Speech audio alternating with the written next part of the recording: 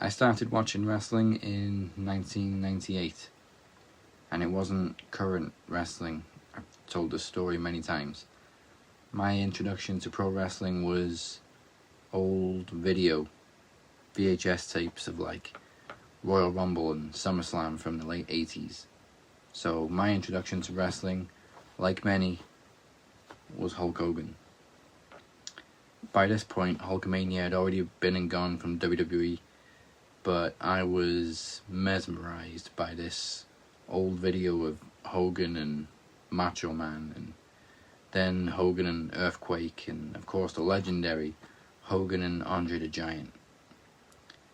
And never did I think that a few years later I would be witnessing one of the most electric atmospheres I've ever seen at a WrestleMania, when Hogan and The Rock came face to face. I'm not gonna sit here and pretend that Hulk Hogan was as squeaky clean as the character he portrayed, and I'm certainly not gonna defend any of the well-documented things that he said 10 years ago, because God knows I do not share those beliefs. But it would be incredibly ignorant and narrow-minded to pretend that Hulk Hogan isn't a major part of why any of us are here talking about pro wrestling week in and week out. The effect of Hulkamania and WWF in the mid-80s cannot be overstated. Whether you like it or not, they put wrestling on the map and made it mainstream entertainment. WWE would not be what it is today without Hulk Hogan.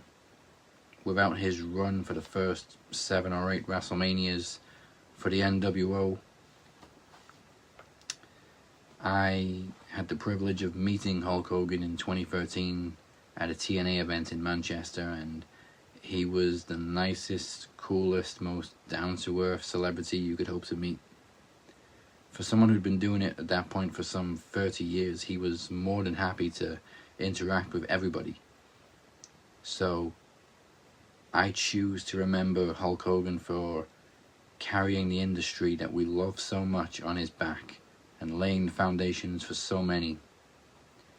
I choose to remember him for portraying a larger-than-life character and becoming a hero that inspired millions of Hulkamaniacs. And I choose to remember him for taking audiences in the palm of his hands and making it look easy. There will not ever be another household name who transcends the industry like Hulk Hogan. And we at Max Wrestling would like to pay our respects to a fallen legend.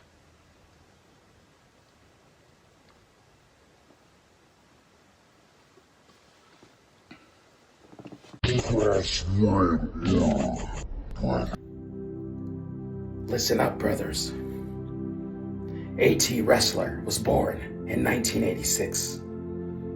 And 4 years later, brother, A.T. Wrestler turned 4. The year was 1990. That was about the time I was old enough to turn the TV on by myself. You know, one of those TVs that you had to hit the top up to get a good picture.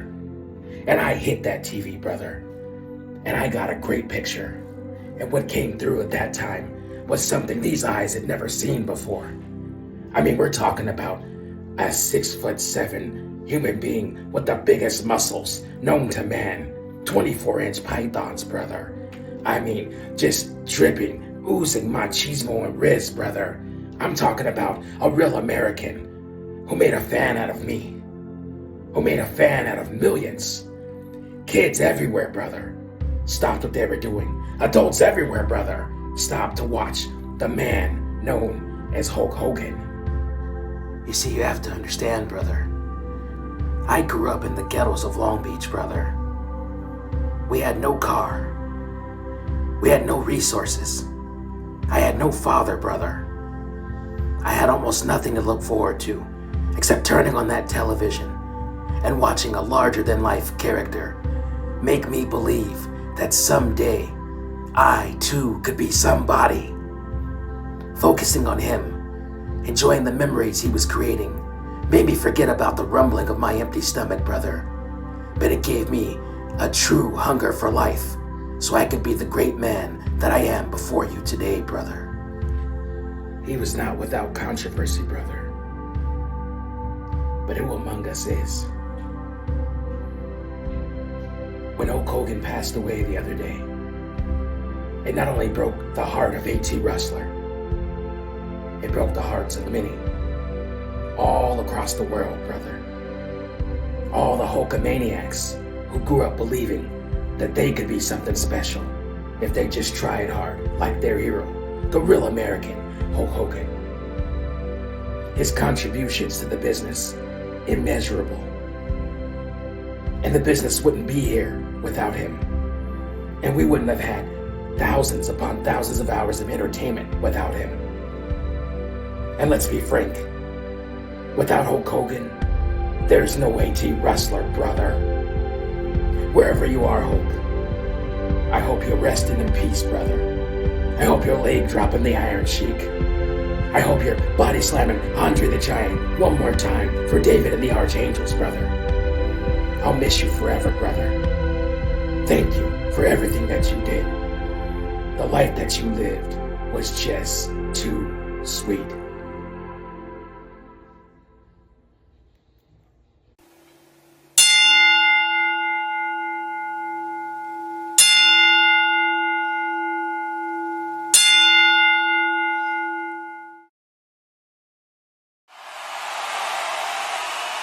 Ladies and gentlemen, welcome to the 10th annual PromoSlam event. Tonight, we will be predicting the 2025 SummerSlam and event synonymous with the late, great Hulk Hogan. Also coming up tonight, Moses Marquez and Daniel Crimmins of the TSK defend the Max Tag Team Championships against AT Rustlar and Robert Davis of the c.w.o. P Dinero puts the Knowledge Championship on the line against the Captain and 60-second quickfire. The Desolator, Chris Reid battles Cutthroat Daniel Crimmins in a no-holds-barred promo exhibition. In a double main event, the Captain's Welsh Championship is up against Cypher's Television Championship in a TV Rules unification match. And for the first time in 5 years, the Demoness faces Travisty with the Max World Championship on the line! We're in for a crazy night! Welcome to PromoSlam! My head is spinning, spinning, spinning. From the plot twist in my own life, I keep reliving, living, living. Every moment from my timeline, wondering how I never stopped it coming. Welcome to PromoSlam. I am the captain, he is El Jefe. We are joined by Beer and the current television champion Cypher. It is time for the real party of the summer, as we are just 2 days away from the first ever two-night SummerSlam. We present to you the 10th annual PromoSlam, and as you just saw, what a lineup. What a lineup indeed. Meaning, you got to make Max Wrestling your new home for all things wrestling. And all you got to do is smash that like button and tickle the subscribe button. And for those that prefer the old-fashioned podcast, head on over to SoundCloud, Spotify, Apple Podcasts, whatever it is you get your podcast. And if you need some links to get you there, head on over to the beautifully done website, maxwrestlingnet.weebly.com. And as always, scan the QR code is on the screen right now to head over to the Max Wrestling Facebook group after the show for the official Max Wrestling post-show. It is, of course, After Max, hosted by that guy right there, Corey Cypher. He's in one of these squares. You never know what's going to happen or who's going to show up or what's going to be said. It sometimes just turns into a continuation of the show. But scan and go after the show. We really got to get that on a shirt. Yeah. I'm bringing out all these new t-shirts right now. This is a brand new one. Hey. So, Ayo. we're going to go straight into some promo action, which was originally for the Max Tag Team Championships. However, breaking news, it is no longer a title match, Mo. No, sir. No, sir. You see, the reality of the matter is DC and I spoke ourselves up. Yeah, it dropped a little late. Hopefully you guys checked already out on the Facebook. That's why you need to be part of the Facebook group.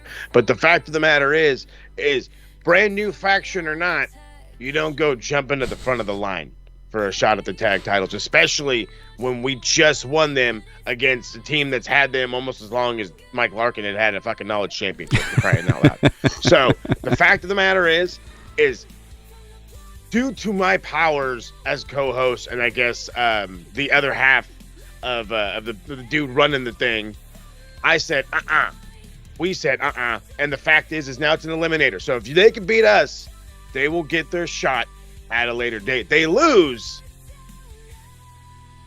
in tough cookies. All right, wielding that former Young Bucks EVP power. Hey. So it is now a title eliminator. Let's find out if that was a good move or a bold move.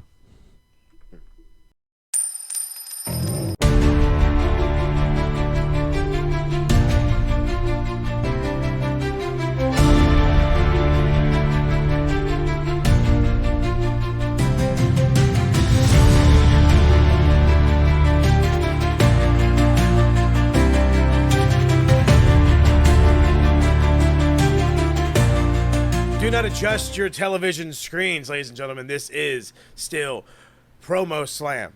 But you see, this is a TSK takeover. This is what we do, baby. In my meaning of taking over, we have to change the topic at hand. And the topic of today, jabronis. And boy, howdy, do we have two absolute major examples. Yes, we could talk about the sisters of masturbation, but we won't talk about them. No. We're going to talk about those tyrants, those traitors, those men that once called themselves a part of a clique that just so happens to be a little too sweet. But it is what it is. Now they're mimicking the days of a man that is now in a place that we could either talk about or praise, but that's neither here nor there. All they are is another imitation of what once was. But the reality is they came, they saw these beautiful belts, and well, Nikola came and conquered and tried it. Well, it doesn't mean that you could just step to the front of the line and get your shot. So that's why if you can pass this eliminator, then perhaps you're worthy. But let's see. Record states it don't work out that well. Amir, you've been gone forever and a day, but I'm the guy I'm talking about, the guy that took his ball and went home, the CM Punk of the other side of this whole thing. And yeah, I'm sure he's going to take that one to heart. Robert Davis, where did you go, baby? What happened? The division got too strong. This promo game got a little too much. People got too into their feelings. It's called life, baby. But you took your ball and went home.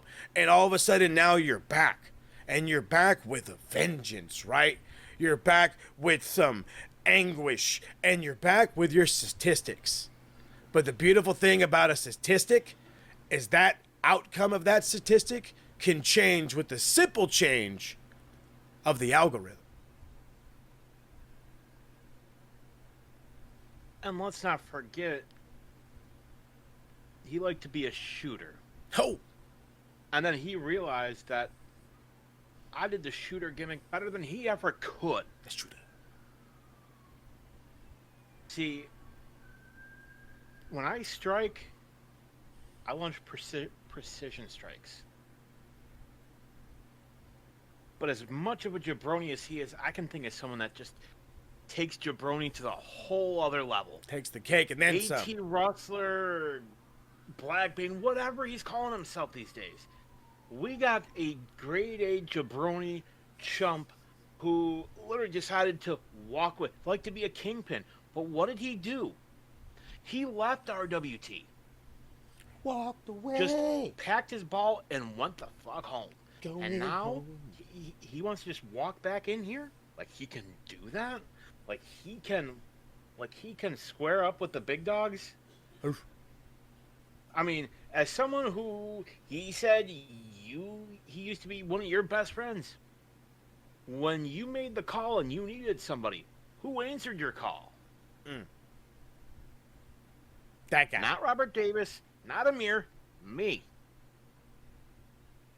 And, you know, Amir, I'm not the same person you went up against in the past. So what, if you are so insecure in your minuscule existence, you want to create another gimmick? Fine. Doesn't matter whether you have 10 gimmicks, 1,000 gimmicks. Let's call it what it is. A scared attempt of a little boy who's in way over his head. I need some help. I mean, Mo has been El Jefe from the beginning. And his record speaks for itself. As does yours. If we're talking about immaculate records around here, we're talking about the guy that calls anybody out for no holds barred, does what he wants, the thing that Robert used to complain about. But this guy does it.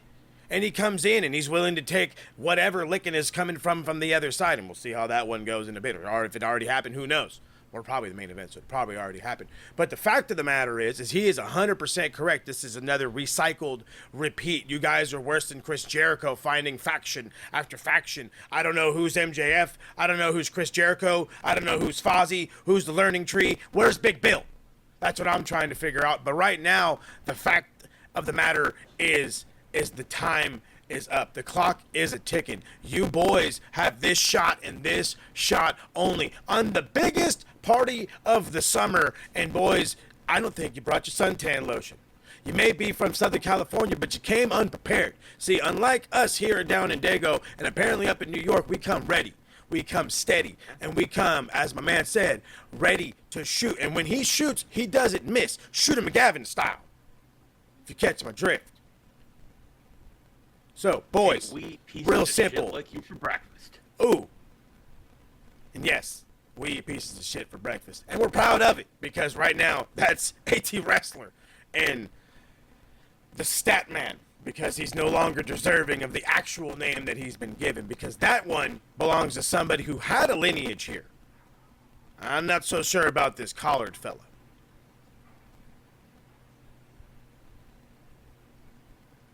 Neither one of them are deserving of any fucking nicknames. Have Statman and Crazy Eyes. This is a new era for both of you. You want to step up? Better step high, or you're about to get stepped on. Where's that cleanup on aisle 5? Oh! Bitch. Press 1.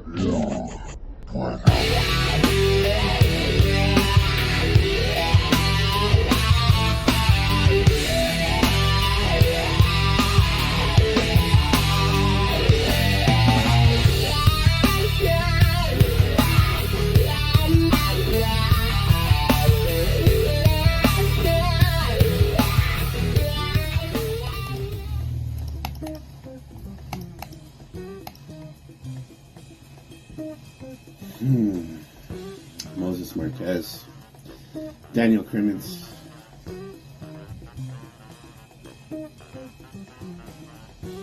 numbers don't lie. Well, you two, liars, both of you. You see, as a statistician, I deal in cold hard truth, in patterns, in data, and results.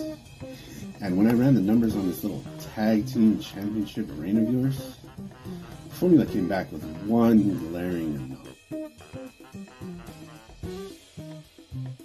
know what that is? You keep ducking a real challenge. We may have been the first challengers, but we're the realists. We issued the challenge. It was public. It was clear. A direct call-out with no variables unsolved. But when it came time to face the equation, you didn't show up. Didn't respond. Hell, you're not even here to compete.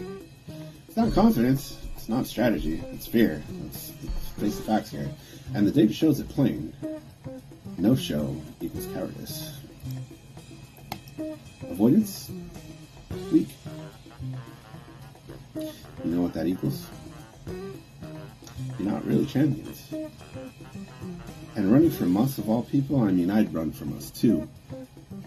Look, come on. I thought you guys were better than this. Those titles that you hold, you only hold them by default, because it's only a matter of time before they come to the c.w.o. You hold those titles by default, definitely not by dominance. Because you guys haven't done anything. You can't even show up to a match. But guess what? The experiment isn't over. Because sooner or later, you're going to have to face the truth. You're not built for this. You can't outwork us. And when it's finally time to step up, you damn sure won't out-talk us. It's starting to get a little more personal, boys. And I want to make this one thing perfectly clear. The statistical inevitability, the outcome, you lose. Plain and simple. C.W.o here is here to take over. One step at a time. Class dismissed. No need to adjust your TV screens, ladies and gentlemen, sisters and brothers. You're at the right place at the right fucking time, brothers. I am A.T. fucking Rustler. That's right. And in case you forgot, I am the whole fucking show. Oh yeah, brother! But you know, you almost didn't get a chance to know me, brothers. Oh no, and I'll tell you why. Because there's an evil man out there. A man who tried to stop my shine. A man who I thought was my friend, brothers. A man who absolutely took my heart and ripped it out of my fucking chest. I'll never forget my Max Wrestling debut, brother. I mean, I was primed. I was ready. The guns were cocked and fully loaded. Oh, yeah. That's not the last time I'm going to show those to you. If there's any ladies out there watching this, don't forget to wipe yourself. The first time I debuted for Max Wrestling, brother, I went up against a working man. I'll never forget it, brother. His whole gimmick was that he was going to put on a pair of boots. Like we don't all walk around in shoes. Big fucking whoop. But I was ready for him. My promo was incredible, brother. I went out there and I destroyed him. Piece by piece. Bit by bit, brother. And when it was all said and done, and the dust was settled, brother, and the smoke was cleared, I walked away with the victory. Oh, no, wait. That's not what happened. El Jefe, Moses Marquez, spoiled my debut, didn't he? You see, I had huge aspirations of being a champion in Max Wrestling, of being the next big thing, brother. I mean, who could stop a personality like this? Who could stop the 86-inch pythons? Oh, yeah, that's Twinkies right there, brother. Well, it was Moses Marquez. And it's not because he was better than me. And it's not because he could hold a candle. And it's not because he wore a pair of boots and therefore he could lace up my boots, brother. It was because of politicking. It's because he knew the boys in the back. It's because he hosts the damn show, brother. And so he stole my victory from me. He stole my chance of stardom. And there wasn't a damn thing that I could do about it. And you would think, brother, that that would be enough. But yet, here we sit again, all these years later, brother. And Moses Marquez wants to steal from me again. Another opportunity. He can't get enough of himself, brother. I mean, we see his face for 5 hours a week on Max Wrestling, brother. But it's not enough. He wants more. So he's gone and grabbed Daniel Crimmins and roped him into being a tag team champion. Belts that were stolen in a malicious way from the Demoness, who's a part of the c.w.o. Oh yeah. Too sweet, me brother. He's got the tag team titles. He's got the sweet hosting gig, brother. But that's not enough. He wants to keep A.T. Rustler down. He wants to keep all the Wrestler Maniacs down, brother. Are we going to stand for that? Are we going to let that happen? Are we going to let El Jefe tell us that we don't deserve to have a title shot? What do you fucking mean we don't deserve to have a title shot? Who just buried the Kingpin, brother? Well, it was us. It was the c.w.o. I got the stat man with me, brother. Of course we deserve a title shot. And I mentioned if you two weren't two big, giant, gaping, wide vaginas that get wet every time you see these muscles, brother. Look at the camera shake. It's rendering on the fucking Richter scale, brother. That you would accept the challenge and bring our belts. But apparently, despite the fact that you were willing to show up tonight, you didn't bring the gold, sucker. How disappointing. Yet we knew that it would be this way.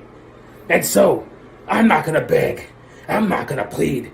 But me and the Statman brother, we're gonna get together. We're gonna jump in the car. We're gonna come to your location. And we're gonna beat the dog shit out of you if that's what we have to do. We're gonna do whatever it takes to get those belts, brother. Because Moses Marquez, El Jefe, I let you stop me once, but I will never let you stand in my way again, brother. And don't forget, as I already reminded you, the last person who tried to stop me, I buried him, and there wasn't a damn thing that he could do about it. And Daniel Crimmins, let's face it, brother, I like you. You're a straight shooter, not a gay shooter, a straight one. And I like the way that you work. But I would suggest that you don't make yourself collateral damage, brother. Don't take any bullets from Moses Marquez. Lay down. Be smart. Stay out of our way. Hand over what's ours. Give back to us what belongs to us. And there won't be any problems, brother. I ask nicely, but I only ask once. If you're curious what happens when you don't listen to AT Rustler and the c.W.o, go visit the grave of the last motherfucker who was hard-headed. We left plenty enough space that we can add you two in there if that's what we need to do. But I suggest that you give us back what belongs to us, brother. You'll get no more warnings after this. And here's another thing. I know you all call yourselves the TSK, but I'm here to tell you that Too Sweet belongs to us, brother. And if I see you doing anything like this, it'll be the last thing you fucking do. Oh yeah, because I am Too Sweet, and the Statman is Too Sweet. P Dinero, Too Sweet, me brother, and the Demoness. Nobody's fucking touching her, brother. The c.W.o is here. We're taking over. Nobody can see us. Nobody can beat us. And Moses Marquez, you just bit off way more than you could chew.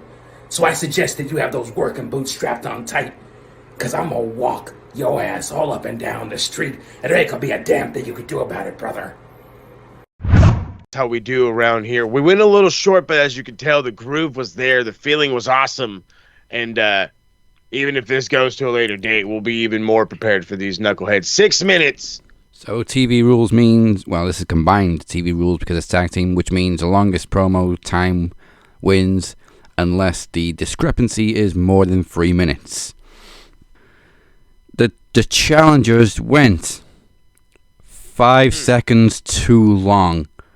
Their total time is 9 minutes 5 seconds, which means they are 3 minutes 5 seconds difference. That means they are disqualified, and the champions, whether or not it was an eliminator, are still the champions, and they don't get a title shot anytime in the near future.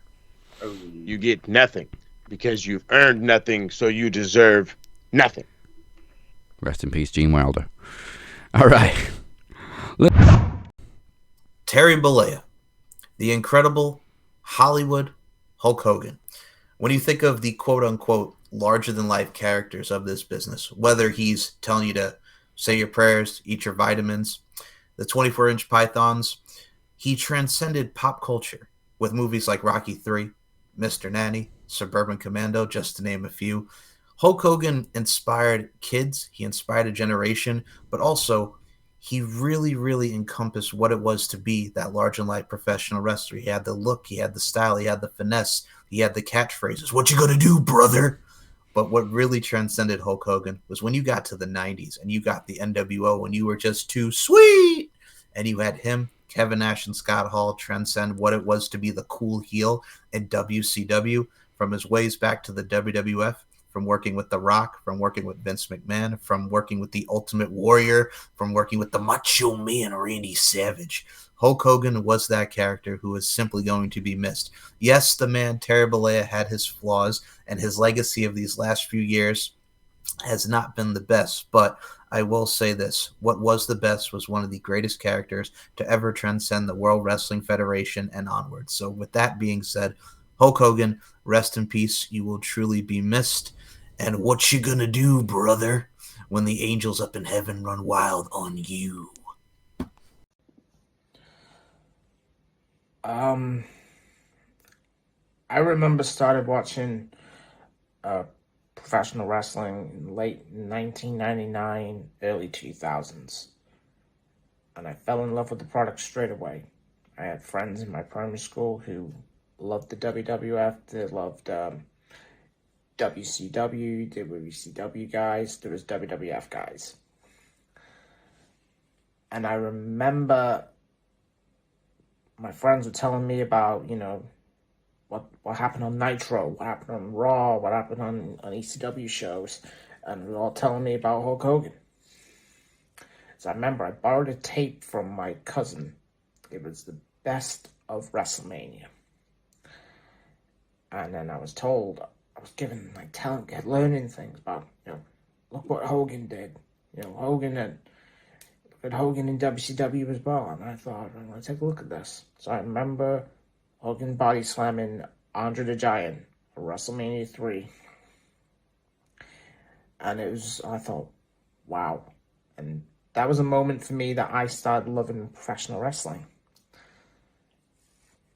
And then we go to 2002 when Hulk returned, and at first I was thinking, please God, are we getting Hogan and Austin at WrestleMania? But we sadly didn't, but we got the second best. We had Hogan and The Rock, and you had 60,000 people in Toronto screaming out their minds because they're thinking, we're witnessing magic.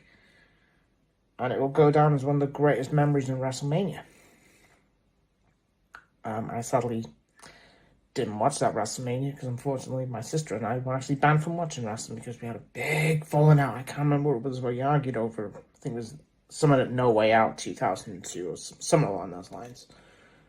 But I remember borrowing a tape from a friend, and I watched that WrestleMania. I watched it. I had to sneak and watch it at my grandparents' house. I got away with it, by the way. And I thought, holy crap, that was amazing. And I want to remember Hulk Hogan for the great moments. You think WrestleMania 3 with Andre, the matches against the Macho Man Randy Savage, but the Mega Powers collided at WrestleMania 5. The match with the Ultimate Warrior at WrestleMania 6. Unbelievable. When Warrior won the title. The single greatest heel turn in the history of professional wrestling, when he turned on WCW and aligned with Hall and Nash. With the NWO was formed, and it was kicking WWE's ass. Hogan nearly put Vince McMahon out of business. But in the end, McMahon prevailed, as they usually do. My favorite Hulk Hogan memory will forever be the heel turn. John Cena's heel turn this year has come nowhere near. Will not come even close to Hogan in 96. I want to remember Hogan for great memories. I remember me and Cap, we went to TNA in Manchester in 2013 or 2012. And I actually met Hulk Hogan. I did not expect it because we paid a little bit extra to go to the meet and greets first. We paid a little bit extra for it. And Hulk Hogan was there, and I thought, holy crap, am I going to get a photo with the biggest name in the history of professional wrestling? But the asshole security guards wouldn't let us, so I was a bit annoyed. But Hogan still took time to talk to his fans, talk to everyone about professional wrestling. He was the nicest guy you'll ever meet. And I will cherish that. I have a photo of Hulk Hogan on my Facebook.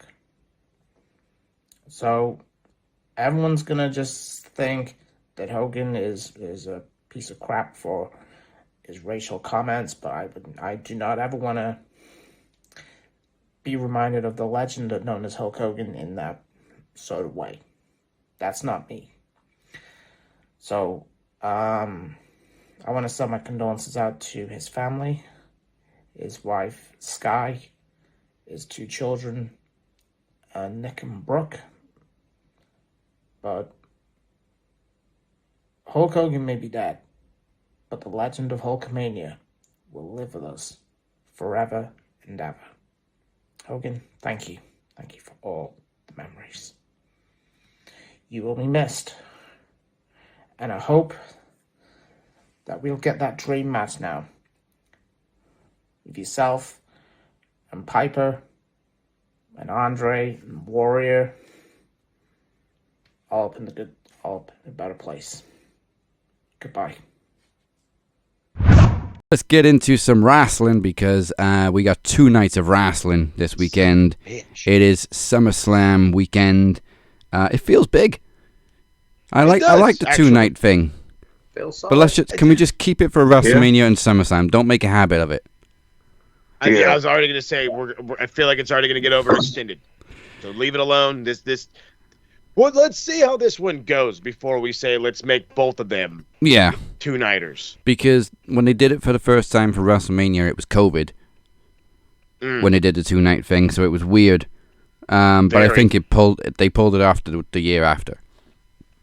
They did, and it made sense, and now it makes sense all the time. And then on top of that, knowing, again, the biggest fucking show of the year being Mania, at a stadium show, already going to be long as it is, might as well give the people a break, and at the same time, I guess, make a bunch more money. Right. Right. Now, I've seen a lot of people complain that this is a boring card, Triple H can't book a SummerSlam, whatever. I'm liking this card. I don't really see any issues with it. It's a solid card. So let's go to night 1 first, and let's kick it off with Tiffany Stratton versus Jade Cargill for the Women's Championship, WWE. So how is this one like boring? Like, you see what I mean? How is this bad booking? Every single match that I'm looking at right now have a story. Something has been coming of it. It's been brewing of it. I just saw Dom and AJ, and I already saw the janitor suit again, and then him acting like the doctor. Okay, I can't. But all of these make sense. Yeah. All of these make perfect sense. It's not. When was the last time we had a truly flashy, over-the-top SummerSlam card that didn't make sense? It's been a while. Probably like 2009 ever since Triple H or something. took over. Yeah, ever since Triple H took over, everything's made sense. So, but yeah, an over-the-top flashiness was way back in the heyday of Vince. I guess you get that a little bit with the fucking Logan Paul and Jelly Roll shit. I guess I'm going to say on that one. We'll do that one next. But for the women's match, for me, this... man, if Naomi still had that briefcase, I would have gone straight for Jade. But there's no risk of a cash-in now, so it's literally... Is it still Tiffy time, or are they just going to put it on Jade? This is tough. It is tough. Naomi not having that briefcase has really made this harder. So...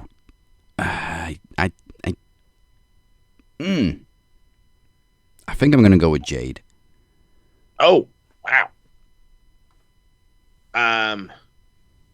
I am so inclined to just rock and roll with Tiffy time until the wheels fall off because it just seems right. It seems like the right direction.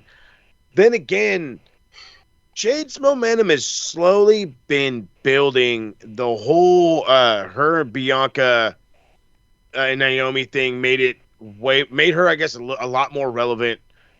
Her being, I guess, the bad guy in the feud the last time was beneficial. I don't know if it's world title time though, and you know what I mean. And then especially against Tiffany, you bring up the greatest fucking point about there. You know, there's no Naomi briefcase, so we don't have that. We don't have that easy out. But I kind of want to go with you and think it's a bigger show. Yeah. Triple H does this. He understands you. This is where you make stars, is on the bigger show. The big win on the big show means big exposure, blah, blah, blah, blah. But it's fucking Tiffany Stratton, okay? Like, this broad just had a pretty good damn match with Trish. And you were distracted by the hotness, but it just... I don't know. I mean, I'd love for Tiffany to retain. In fact, I'm not going to be mad no matter who wins this match, to be perfectly honest. But just something tells me, that they want to push Jade now. They made her queen of the ring. She's not in a side feud with Naomi anymore because Naomi's literally moved to Raw now. And I don't think there's much left for Tiff to do. She's gone back and forth with Nia Jax twice. Sorry, you said Nia Jax. You know what? I'm going with Jade because you brought up something fantastic.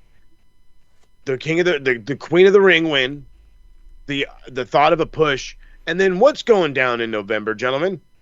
Survivor Series. War Where it's Games. the two brands against each other. Oh, champ, yeah. So, champ v champ. And there you go. Oh, best versus the best. Please bring that back. Because who'd we have? Depending on how this goes, we'd probably yeah. Let's not early predict the world title matches. No, not just yet. Too soon. Beer Flax, who you going with for this one? Beer, you want to go first? Yeah, it's athleticism versus power. With Tiff. Tiff seems to have a better match with powerhouses compared to technical. Because if you look at some of the matches that Tiff's had this year, the matches with Nia Jax have been the best. WrestleMania was horrific. Let's face it, that match was horrific. Oh, they were just sandbagging each other all match. Beating the piss out of each other all match. I'm going to go with Jade, but I don't think it will ruin any sort of momentum for Tiffany. Because I think Tiffany's she's going to hold the belt a lot longer. And as Mo pointed out, Julia's not losing that United States title anytime soon. Tiffany's easily going to be a multiple-time champion anyway. Facts. So it's not going to derail Tiffany. So I'll go Jade. Like I said, it's not going to ruin Tiffany, and there's no losers in this because all the fans are going to win. All right. Hey, I like that. Is Cypher still on Tiffy time, or have we got a full house for Jade? I'll say we're gonna have a full house for Jade. All right. I ain't gonna be mad. I mean, listen, you got the charismatic Tiffy time, and then you got the power ass Jade Cargill. I gotta go with Jade. Go ahead and pull the trigger on it. Couldn't have said it better myself on that one. Pull the trigger. All right. Now, this tag match, I gotta say, I did say in the group last week, I think, that this is the only match on both nights that I don't really care about. I have since changed my stance. The more I see of Jelly Roll, the more I like him. And I think it's the interviews that he does with like Stephanie and stuff. It shows you that he's a fan. He's a huge fan, like us. He's a massive fan. He's having a time of his life. He's pouring everything into it, and I think the fact that he's lost 100 pounds just so he can have this match has earned my respect. So I'm actually up for this match now. And please give me Orton and Jelly Roll for the win. Same. Oh, bro, same. I'm about to say, I was like, this man, I've already been inspired to hit the gym all the fucking time, and then I hear Jelly Roll lost 100 pounds. I said, dude, and then Big Dog's been big for a minute. So 100 pounds, I don't give a shit who you are, how big you are. That's big time. And so I'm like, yep, I like this. Give me Orton and Jelly Roll. You want to know why the other reason why I want this so bad? I do, for a sheer tiny little glimpse of old school Randy Orton, where he's so excited he does the double toe touch. Now, granted, I don't think he's that athletic anymore, but I just would love to see it. Just one time. Show your kids you still got it, Randy. I also need a full cover of Jelly Roll doing voices. That'd be hilarious. Because he only did like 3 lines, and that was sweet. It was. It's great. All right, is anybody going to go for Drew and Logan? I don't think so. Does anybody have to? I don't really think also, to be fair though, Drew cut one of the best promos of the year on his phone in a field in Scotland. Man. And dropped the greatest final line of a promo I've ever heard in my life. Because there's a cow behind him, and he's like, you're going to gain all that weight again, and you're going to look like one of these fuckers. God love Drew McIntyre. Keep cutting promos on your phone. He's literally the best. I sent my wife back to the States, and I'm stuck here. All right, full house. He's the ultimate Twitter menace as well. With Drew. Even though I think McIntyre and Logan are chasing the win back, because obviously Randy beat Drew at Saturday Night's main event, it's for me a flip of a coin. But if on a story perspective, I'm gonna go Orton and Jelly Roll. But that black hole slam he did a couple of weeks last week on SmackDown, that was fucking phenomenal. And the fact that he cares about professional wrestling. I mean, you got Travis Scott, who was literally there for a payday. Fuck Travis Scott. Does not care fucking less. I mean, I said last year his chokeslam was sweet. And Theory, dude, he's great. He's a fan, and he's deceptively strong. Very. Big dude as well. Like, man, when you big for that long, dude, and you just drop it and turn it into muscle, bro, that's strong. That is country strong to the T. He might be the next Logan Paul and have a career change. Right? Or you can do a Jericho and do both. Hey, that works too. Why not? Before we move on to the next match, guys, also I love how in that McIntyre promo on his phone, so he's a big fucking 6-foot-something, muscly Scottish warrior, and the first thing he says to Passport Control is, "Well, who's gonna look after my cat?" It's gonna look after my cat. Who can hate on Drew McIntyre? You can't. I can't do it. That night in Manchester in TNA, 11 years ago, I'm just sad that we weren't like 12 more seats down, because we would have been right next to him when he came through the crowd. But that'd have been sick. Unfortunately, never met Drew McIntyre. All right. Will one day. Keep the dream alive. Well, turns out all I gotta do is walk through a field in Scotland. Right? Like, hey, look at the cow. Oh, there goes, hey, what's up, Drew? What's up, Drew? Okay, we got another tag. No, it's not a tag match. I'm calling it a right or wrong match because the stipulations are just that. Sami Zayn versus Karrion Kross. If I still don't get what the tips are. I'm so. If Sami Zayn wins, Karrion Kross has to admit he was wrong. If Karrion Kross wins, Sami Zayn has to admit that Kross was right. I don't even know. That's yeah. Honestly. For sure. But basically, it's a bragging rights match. Got it. So, for me, Sammy won in Saudi, and we all thought Kross was going to win because he needs to push. Yep. I don't think it would do any harm to Sammy if Kross won this one. No. And maybe I think he should win this one. Maybe we even get a Sammy heel turn from it. Yeah, you get Karrion Kross and Sammy on a tag team. I like that. They look like they'd fit as a tag team. Right. Well, not only that, but you got to remember all the fucking factions that Karrion Kross has been in, or Killer Kross has been in over the years. It's one of his things. He's a good faction leader, so why not? I could totally see them as a group. Yeah, it's a shame, really, with the timing of the Wyatt Six developing, because Kross is a natural cultish leader kind of character. Yeah, true that. So I think this is going to be a quick one too. Full house for Kross. There's a slight concern on the part with Karrion Kross, because there's talk saying that his contract is expiring next month. So I'm sure that's just coming out because of all of the way he's been talking. I'm sure it's just a little extra some. If WWE do not re-sign Karrion Kross, it is a mistake, because he could be picked up by anyway. He can go back to TNA as Killer Kross. He could even fit well in AEW. I think Kross is like a dream in AEW. They'd be fools to let him go, because they've just kind of finally finding something that fits him after that stupid Gimp Mask era. Oh, God, let's not say where he looked like the Super Shredder? Yeah. Still got flashback. Yeah. But yeah, I'll go Kross, even though there is a concern about the contract expiring. But WWE would be idiots not to resign. Let's just hope it's all rumors. Because I said last year, Summit's missing with Kross. We just did not know. But I think we found it. Yeah. Found it at last. I mean, think how deadly of a tag team him and Sammy could be. And only for Kevin Owens to return next year and slap Sammy back to reality. They'll be on a Or join them. Oh, join them, yeah. We join them.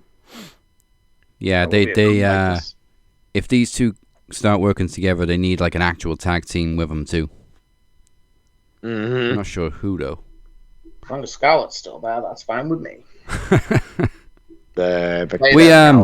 We need to see more of Scarlett wrestling too. Yes. Oh yeah. Yeah. Don't mind that. All right. Speaking of women's wrestling, we have the Judgment Day with their 4 or 5 theme songs versus the unlikely duo of Alexa Bliss and Charlotte Flair, who have annoyingly made me like Charlotte a little bit for the women's tag team titles. I hate you brought up for this. It's gonna be Charlotte and Bliss. It's gotta be Charlotte and Bliss. There ain't no way. Alexa's fault. Yeah. It's gonna be Charlotte and Bliss because look, the chemistry between them two, as y'all said, big sis, little sis energy. So for real, like it's just like this, the back and forth banter between those two is just like hell. It kind of had me convinced. It's like, are y'all related for real? No, you're not. You're not family. And they're not even close, but it looked like it. And I love that they're extending it to social media too. Like they're even making us do marketing together. Smart. Like you said, yeah. To quote Charisma, ain't no way. It's got to be Charlotte and Alexa. For the simple reason that Charlotte is getting over. They work so well together, and there's no real. Actually, you know what? There is a little bit of chemistry between Roxanne and Raquel, but they were thrown together purely because of Liv's injury. So. And then Liv can come back and blame Roxanne for losing the titles. Really don't even remember the last time we've said Charlotte's over. I don't think we've ever said that Charlotte's over. I don't think we ever said that, bro. Criminy. Might have been one time when she came back and she beat Ronda Rousey for the title. That one. Ronda was booed out of the building and Charlotte won the title. And they were saying, thank you, Charlotte. Yeah, I mean, I still didn't like her, but...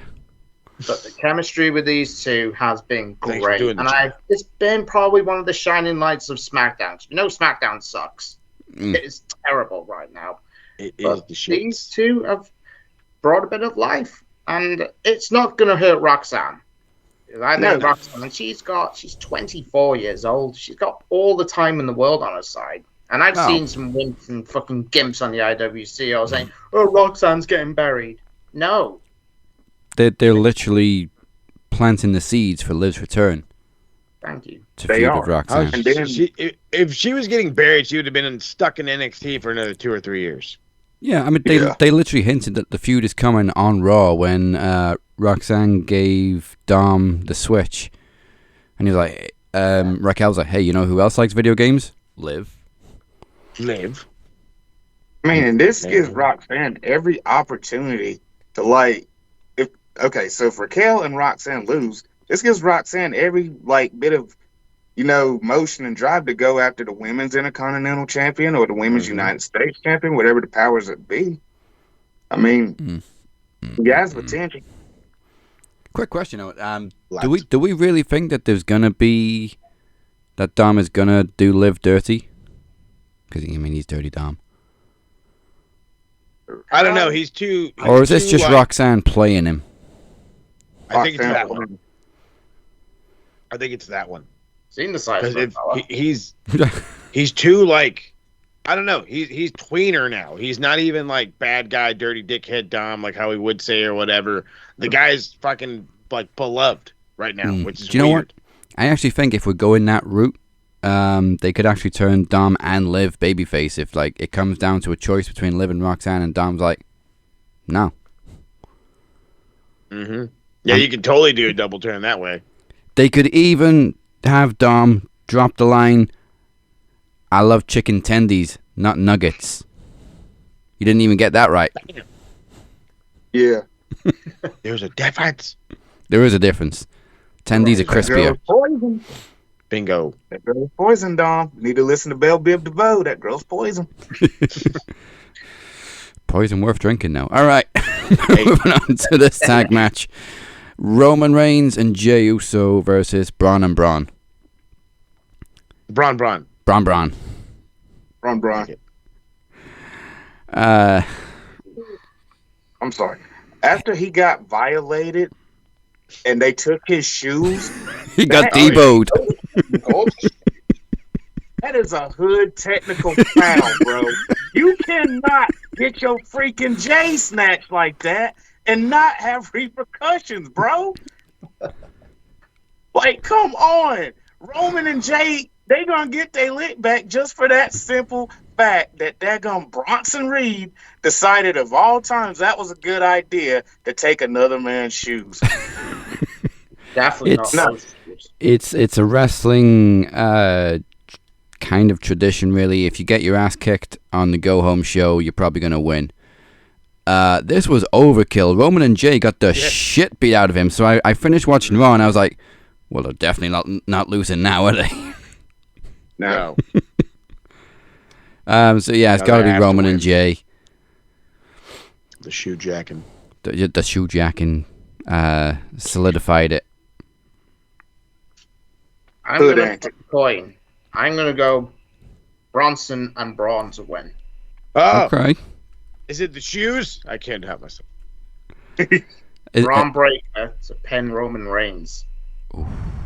To get that match ready, because that is money. Yeah, but I don't think you need it now. I don't think they need it right. Like, you could do it at a different time. Yeah, but you do got a point though too. You got to plant that seed. Ah, crap. I'm gonna go Braun Breaker and Bronson Reed because it'll solidify Braun Breaker as a fucking megastar. Because we know how great he is. For me though, Roman versus Braun Breaker is a SummerSlam match in and of itself, and do we have a big PLE now between now and Survivor Series? Don't Flash in Paris. Flash in Paris. I don't know what's happening. It's not one of the Saudi shows, is it? Or we have the Saudi no, show. they're getting the Rumble.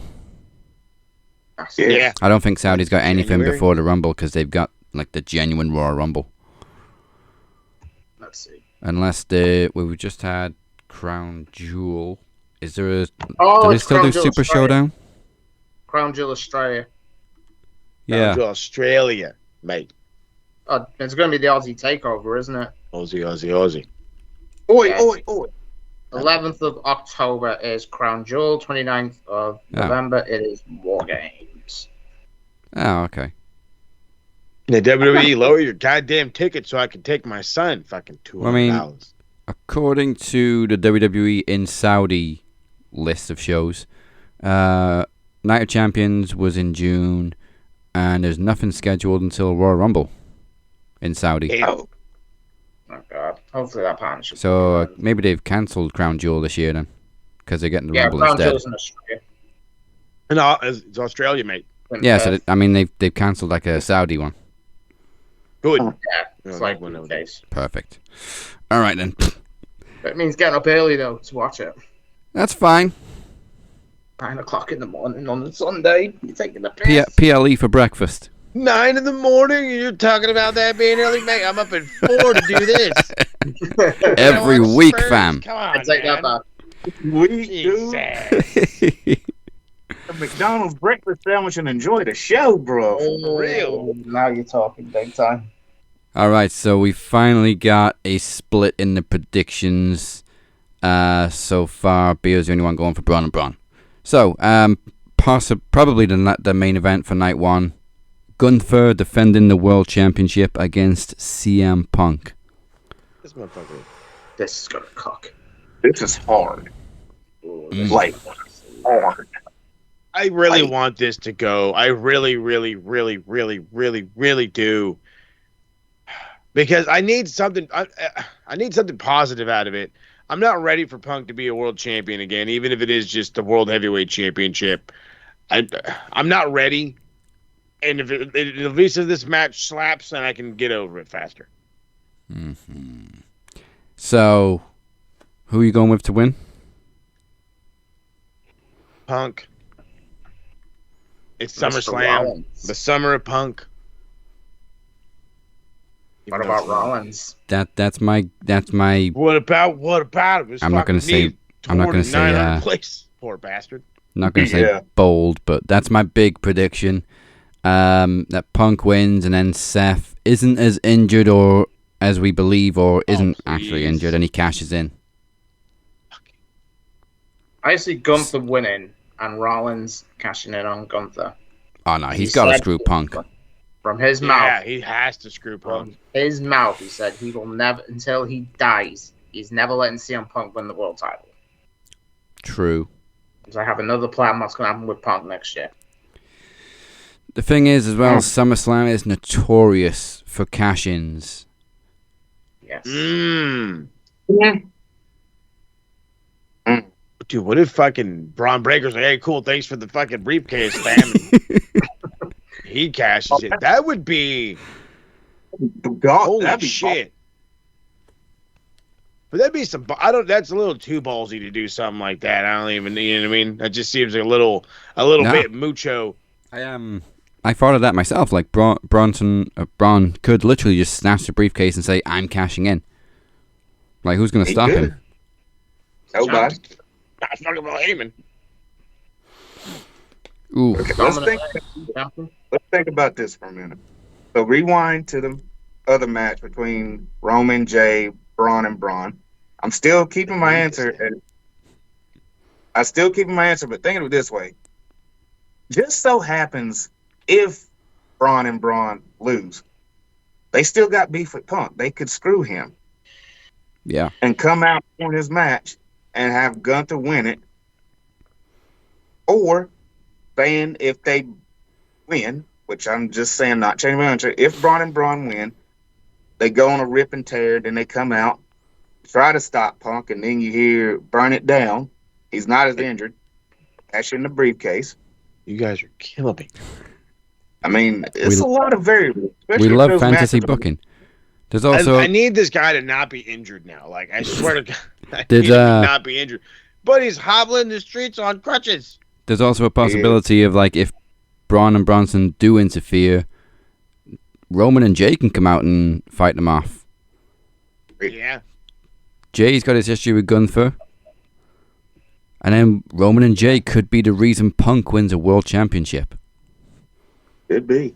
Setting up for war. But ultimately, this is would be Punk's first world championship in WWE since 2013, early 2013. We're not gonna mention his AEW title wins because come on, they're both tainted. He won them and got injured both times. Oh yeah. But technically, Punk's never won this world title because this has got a different lineage to the one that he won way back when. Oh yeah, forever ago, back when Taker man still ran the yard and shit. Oh my God. Teddy Long days. So the Teddy Long days. You go face the Undertaker, sucker. In spite of all the variables that we've discussed, I gotta go for Punk. Yeah. I'll go Gunther. And then Rollins will cash in. This is why I love this man. Yeah, either way, I'm predicting a Seth cash in. He gets me. Actually, the things he says, the things I want. But you see, the reality is I don't want to say it because if I say it, it's gonna go bad. If somebody else says it, fuck yeah. But it won't derail Gunther though. 80% of the time he's been in WWE, he's been a champion. It will not derail Gunther. No, he's already a two-time champ. He's a monster. Bro's a monster fan. Whew, okay, night 2. Let's kick it off with the men's Intercontinental title, Dirty Dom versus AJ Styles. Fucking slap. Oh my God, this is going to slap. I do hope this opens the show. Same. Yeah. Same. Dom has full blown tried to get into his roots and remember who his real dad is, and unfortunately, it's not Rey Mysterio. It's actually Eddie Guerrero. So I swear, every fucking time I see Dom wrestle now, he's more athletic, and maybe it's just the frame, but I just don't see his dad. I see Eddie every fucking time, and I know if Eddie was around, him and AJ would have fucking just been ridiculous. Even if it had happened on an Indies in the early 2000s and we don't know about it, I'm sure it slapped back then. And I think Uncle Allen's going to bring that to the table. I'm dying for him to have a last title run since he's getting ready to go away soon. But unless they plan to truly allow Dom to win the AAA Mega Championship and parade it around WWE television on a regular, he needs to stay IC champ.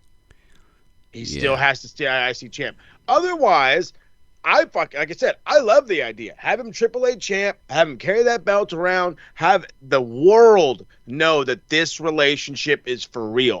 One of our big stars is their fucking world champion, and he shows it off every week.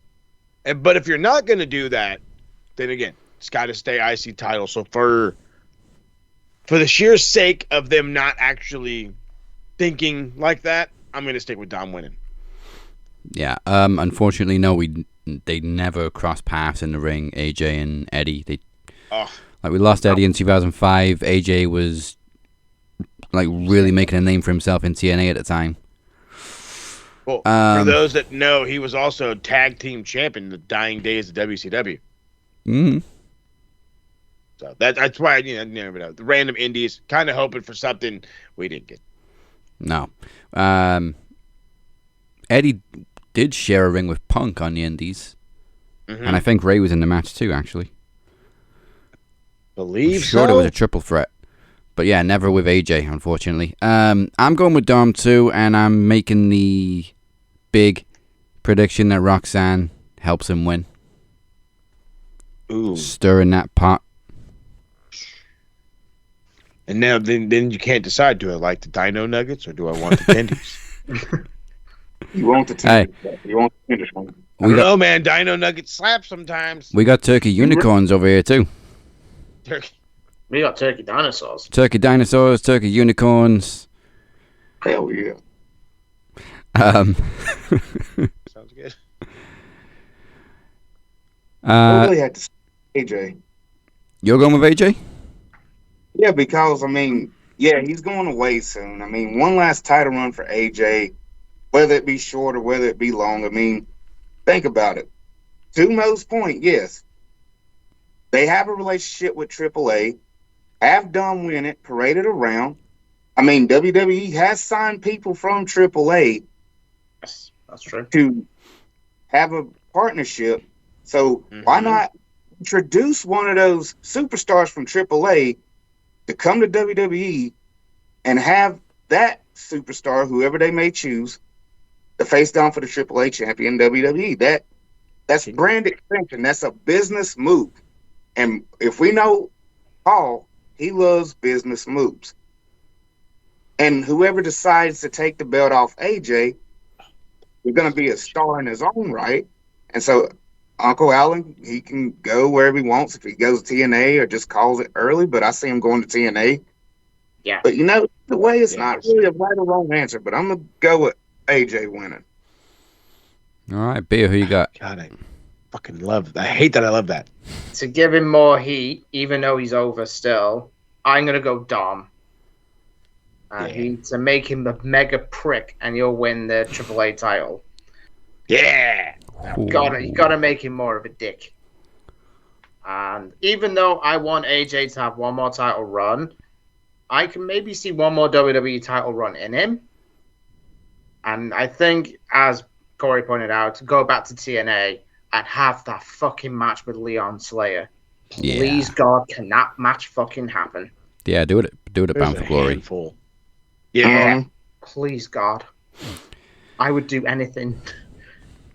Okay, this should be the end of the feud now. Becky Lynch defending the women's IC title against Lyra Valkyria. This time it's no DQ, anything goes. That's been like 4 months. Yeah. It's been like 4 months. And it's back and forth and back and forth. And now the upside is, Becky's been getting better by the week, and so has Lyra. But it's still been 4 goddamn months of the same old shit, and I'm kind of really over it, and I'm glad we're going no DQ for this one.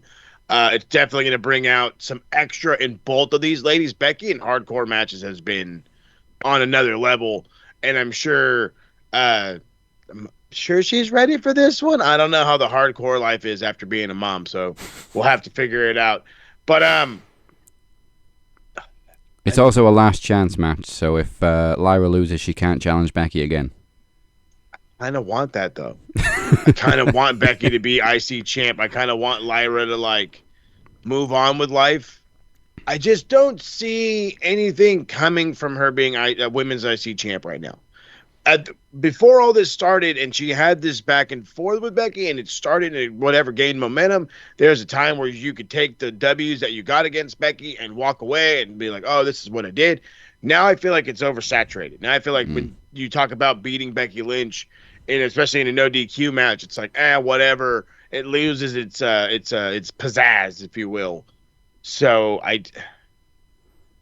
and then on top of that, I'm really enjoying what Becky's doing right now. So as much as I don't want to bury young talent, and I'm wrong for doing it, I'm going with Becky. Yeah, Becky's on a great. She's finally got that heel run nailed down perfectly. You know what? I'm gonna go with Becky too, but I got a different reason, so I'm gonna let Beer or Cypher give their predictions first. Just to see if anybody agrees with what I predict. Oh, I love this. Okay. Okay, so as much as we know, I love Lyra to death. I like that woman is just astounding, and she looks super good on Raw. Yes. But at the same time, she can be built better without the IC title. Facts. She can be built better. She doesn't need the IC title. They can build her, get her ready for something bigger or something in the mid-card field. Just don't drop her, but build her to make her better. Build her up for like the big win, like a big belt, whichever one she chooses. It may take a couple of months, but she starts racking up those wins and start getting serious, and they start putting all this faith in her and build her up. She can be women's champion by sometime next year. But Becky's heel run as IC champion is, I don't have no problem with it, so I'm going to have to go with Becky. Beer. As Cypher well said, I love Lyra Valkyria. I think she's the most improved wrestler in 2025. And her promos are great. Matches have been bangers. But Becky has levitated that Intercontinental title to more relevancy. And there's also the Bayley factor. There's obviously that promo by Bayley on Raw. I felt horrible. Match next, I felt sad because I love Bayley. I love Becky as well because the Becky heel turn has been put on. It's precise now because it felt forced by Vince in 2021 with a big time Bex gimmick, and I didn't like it. I hated it. If I'm honest, I hated it. Psycho Lady Gaga. James. Oh yeah, and I think because I think it's 1-1, and I'm not going to count the NXT match they had a couple of years ago. I think because of a blow-off match, I'll go Becky, but it's going to elevate Lyra to bigger and better heights. So, a women's title reign next year. But even look at the Royal Rumble. Well, you did mention the factor that I'm considering, and Bayley for me is the X factor in this match. I think she's going to snap because she lost her WrestleMania slot. She doesn't have her SummerSlam slot. She's going to. We saw shades of it in that weird random tag team title match they had the other week. So I think Bayley turns on Lyra. Lyra can't challenge Becky again for a while. So Bayley feuds with Lyra, and then eventually maybe we get Bayley and Becky one-on-one because we haven't had that yet, but that's strangely why this whole thing started anyway, because Becky attacked Bayley. Yeah. Yep. Weird. Alright, full house for Bex. Moving on to the United States title, and it's in a steel cage. Solo Sikoa defending against Jacob Fatu. Ooh. It's going one way. It's going one way, the only way. Way. It's going Solo down the highway, all gas, no brakes. I mean? Well, Cypher says there's two ways. There's two ways to think about it.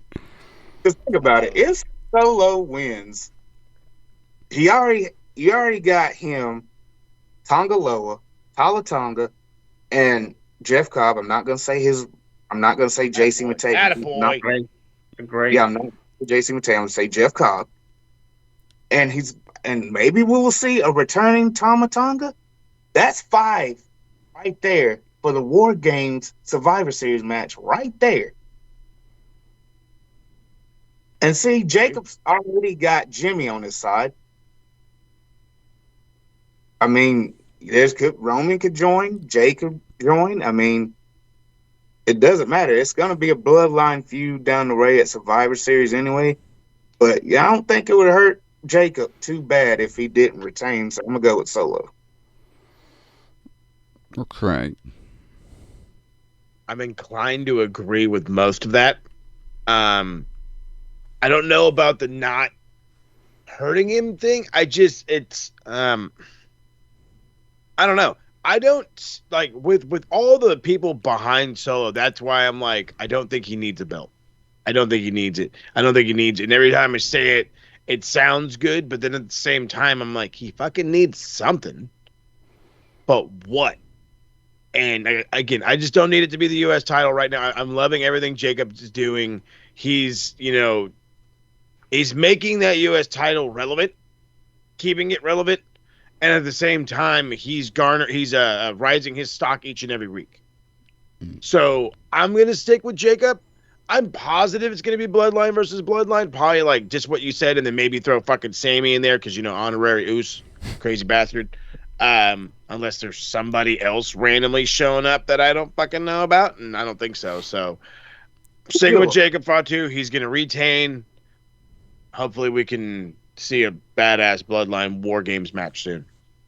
One man, Zilla Fatu.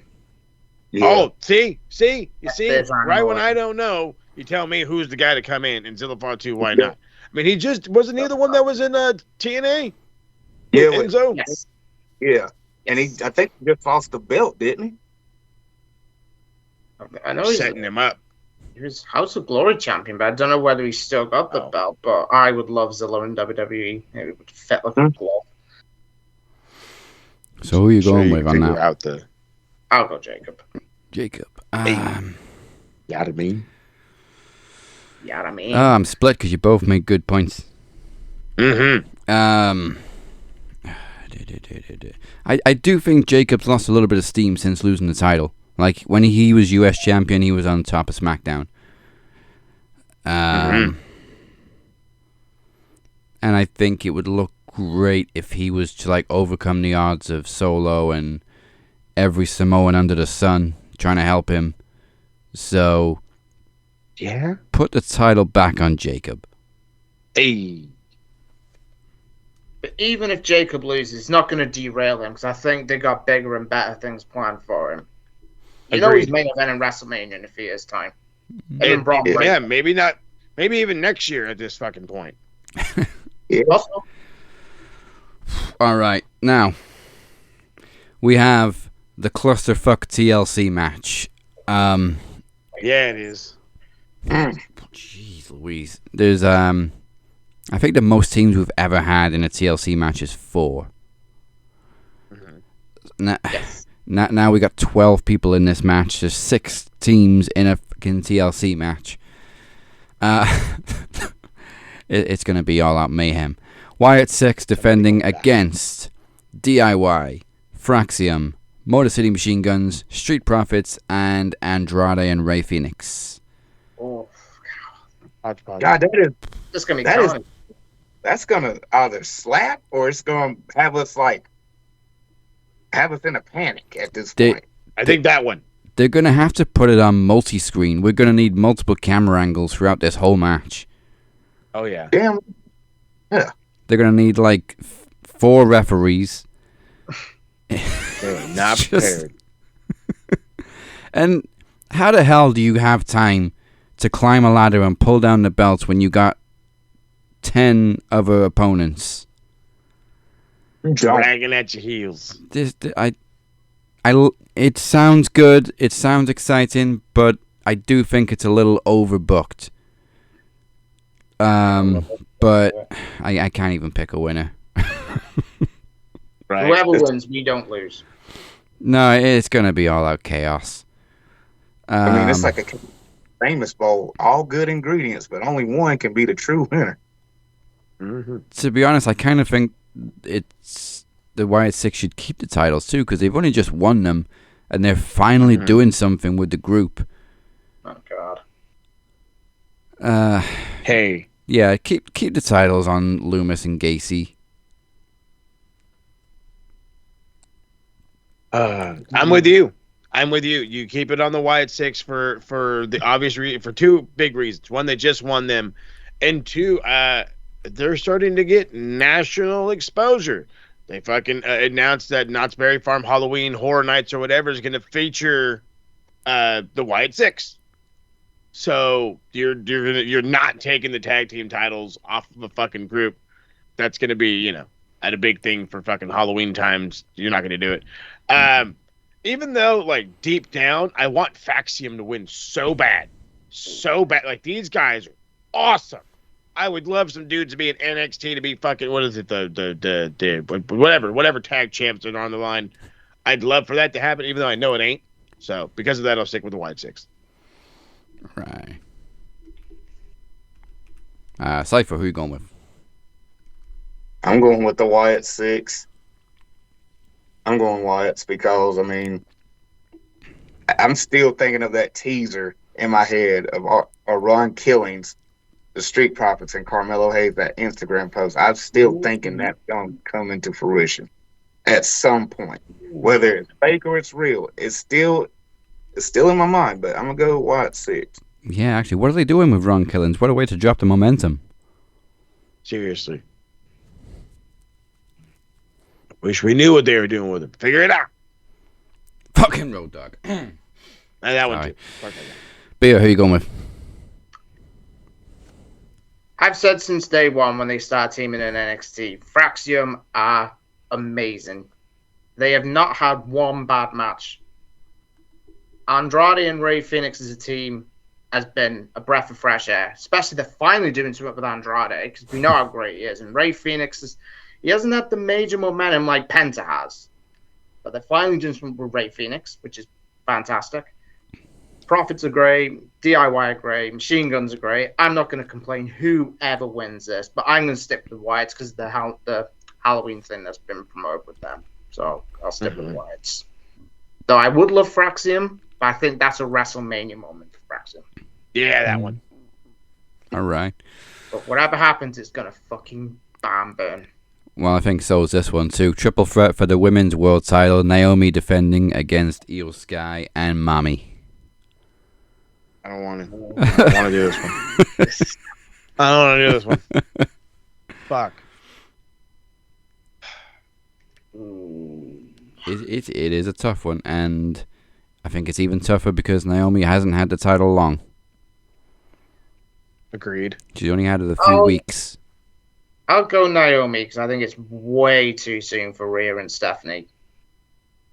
Even though we've had the two matches with Io and Stephanie, both were great, but we didn't have a finish in both of them. I'll go Naomi, and I think it's a transitional champ. Stephanie's obviously going to win the belt in Paris. So I'll go Naomi. Yeah, Patty. She'll escape. With assistance possibly from Bianca Belair. Hey. Ooh. I like that, though. That's the Bianca heel turn. Ooh, yeah. I like Bianca heel turn. I think that would work out well. Great heel turn in NXT. She was fucking great. Bianca desperately needs to turn heel. Been saying this for months. I adore Bianca, but heel turn would do her a world of good. Ah, man. The problem is, Io was kind of a transitional champion. As much as I enjoyed her as champion, her run wasn't long. Rhea, over as fuck, doesn't need a title. I guess you've got to keep it on Naomi. She's getting pushed. She's on a new run. And I think she's still kind of fine-tuning her gimmick, but it's getting a lot more believable as the weeks go on. Yes. Yeah. God damn it. I'm not kidding. I don't want to do this. sucks, but in all reality, you hit the nail on the head. Io was the transitional champion that you didn't want to be a transitional champion. Rhea Ripley is the second I fantasy book, that's my women's champion. Mm. And then there's Naomi, who shocked the world with the cash-in. You know, blew the roof off the place. The biggest fucking pop of a cash-in since San Francisco. When Seth Rollins did it. And now she's not even a full, 2 months into a reign. Not even a month, I don't think. It was Not even Evolution. a month. Yeah, I was about to say, I was over here fucking exaggerating earlier. Not even a month. And it's the biggest show of the summer outside of ours. So, fuck. As much as I want it to at least go back to Io, it has to remain on Naomi. It just does. That's the direction we're going. That was the direction we're pushing. If you veer off the beaten path now, you're really going to get lost. I Stick think with her. See how far this goes. Worst case scenario, she could lose it at Survivor Series or whatever. But then even then, that's brand versus brand. Some titles normally ain't on the line. Yeah. So again, I do think you also need a heel to defend against Stephanie in Paris, because again, Stephanie's getting super over. Even though her and Rhea Ripley's a dream match. Mm-hmm. Oh, it's a dream something. It's a cheeks match. Hey. Stephanie. I like that. Flex, full house for Naomi, or we going another way? Well, to Beer's point earlier, Bianca definitely is a factor. Heel turn definitely coming. So Naomi is gonna lose, but not right now. I'm gonna stick with Naomi, winning, because I've mentioned this earlier. Rhea and Stephanie would make a hell of a tag team. Hell, they can make a hell of a faction. But a hell of a faction between Stephanie and Rhea would just chef's kiss. Yeah, they shared that look on Raw when they were making the entrance. Yes, they shared it. It's like what I like to call twinergy. Yeah. So there you go. So, man, keep the belt on Naomi, because as the weeks progress, you're starting to see her get more and more confident as champion. So, yeah, I'm going to pick Naomi. Yeah, you notice how we approach those predictions with caution. All right, main event for night 2, without question, is a street fight for the WWE title. John Cena versus Cody Rhodes. It's tough to say how long they're going to keep that title on Cena, or if it's got to go back to Cody. I don't know. It could go either way. Didn't The Rock just finish his movie? Which one? I mean, you're not wrong. That's wrong. You're right. You're not wrong. You are right. Which one? I mean, Dwayne definitely owes us an appearance because he skipped Wrestle fucking Mania and gave us Travis Bastard Scott.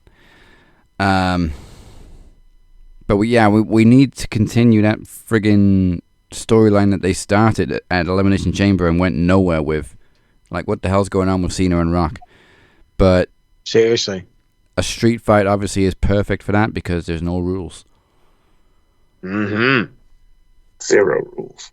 Ooh, I was gonna go with Cody because something told me that they weren't going to keep the title on Cena that long, and that he's going to end his career as a babyface rather than keep going as a heel. But yeah, we need more explanation to this story. We need The Rock to show up for once. So yeah, I think I'm going to go with Cena. See, I think you and I are in that same boat together. As much as I want this to be the Cody story ending again, or whatever the fucking tagline is this time, finishing the story for the second time. Now it's a new book, I guess, or whatever. Maybe he didn't really finish it the first time. But as much as I think that's what's on the cards, I'm with everybody else. The idea of The Rock coming back and at least just showing his stupid face is enough. It's enough to cause enough of a distraction. I think John's tired. I think he's pretty much done. But in reality, he's not doing nothing. He's got the most Roman run of all Roman runs ever. I show up for pay-per-views and defend it. That's it. Maybe I'll do a Raw and a SmackDown here and there. Call it a day. So, yeah, leave it on Cena. Make Cody chase it a little bit more. I'm sure Cody's going to have to jump through the rock hoop again or the tribal or whatever, the bloodline or whatever. I don't know. I don't really care. I just know that if they do it, that Cody wins now, then Cena hangs out for at least a few more months as a babyface of some sort, because I feel like they're slowly trying to get him there, get him back to it, or he holds on to this thing until he's literally done next WrestleMania or whenever it was. Yeah, when is his last December, date? I think is what it is. Yeah, It's at the end of the year. Yeah, it has all the makings of a redemption story. So you can do it. Yeah, you can either do it now or you can do it at Survivor Series. All right, anybody going with Cody? I mean, to be fair, earlier you did ask what they're doing with Ron. I mean, what if Ron challenges him at Survivor Series? I mean, that sounds like fantasy looking, but I mean, I'm gonna say Cena, but I'm just saying, like you said earlier, what are they doing with Ron? Nothing. What if they put Ron in that title picture, and because he did have a win over Cena. He does. He does, yep. All right, B, are you going with Cena too? I'm The Rock is still a factor, even though someone's already put that The Rock is not going to be at SummerSlam. But anything with The Rock, anything's possible. There's a chance I think Cena could retire as champ. Would I like it? Yeah. I mean, I wouldn't mind it. There is a chance that Cody could win, and maybe Cody will be Cena's last opponent. And Cena could win the title for number 18 and then retire with that. And have the Royal Rumble possibly for the title like we had in 92. Hey, sign me up. 92 was the best. And So 2015. I'll go Cody. Mm-hmm. Oh, you're going Cody? Okay. I'll go Cody. Well, at least we know we're not going to get Travis Scott in this one. Thank God. I hear Fiend, I swear to God, I think I'll just smash my TV. God, that thing sucks. Oh, man. We got there. We got there in the end. That was 2 nights of SummerSlam predicted, and now strap yourselves in because we've got a no-holds-barred promo exhibition. I've given Daniel Crimmins a new nickname for this match. He is Cutthroat Daniel Crimmins, and you're about to see why, because he goes straight for the jugular. I don't think Chris knows what he signed himself up for, but it is Chris Reid versus DC Daniel Crimmins. Let's go, Do it, Chris. DC.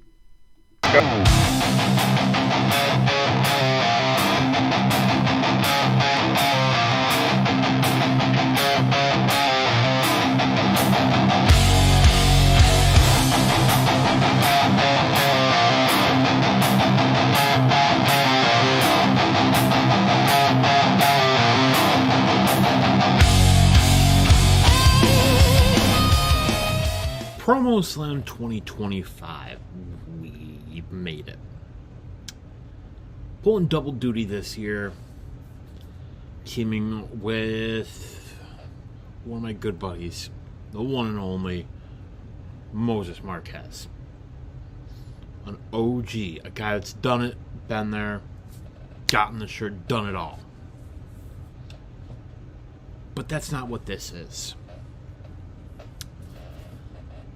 This is me going up against one of the brothers of Max Destruction, Ass Destruction, whatever the fuck you guys are. Truth be told, I couldn't give two flying shits. Travis, Corey, I have respect for both of you. I have the utmost respect for both of you gentlemen. I've been there and back with both of you.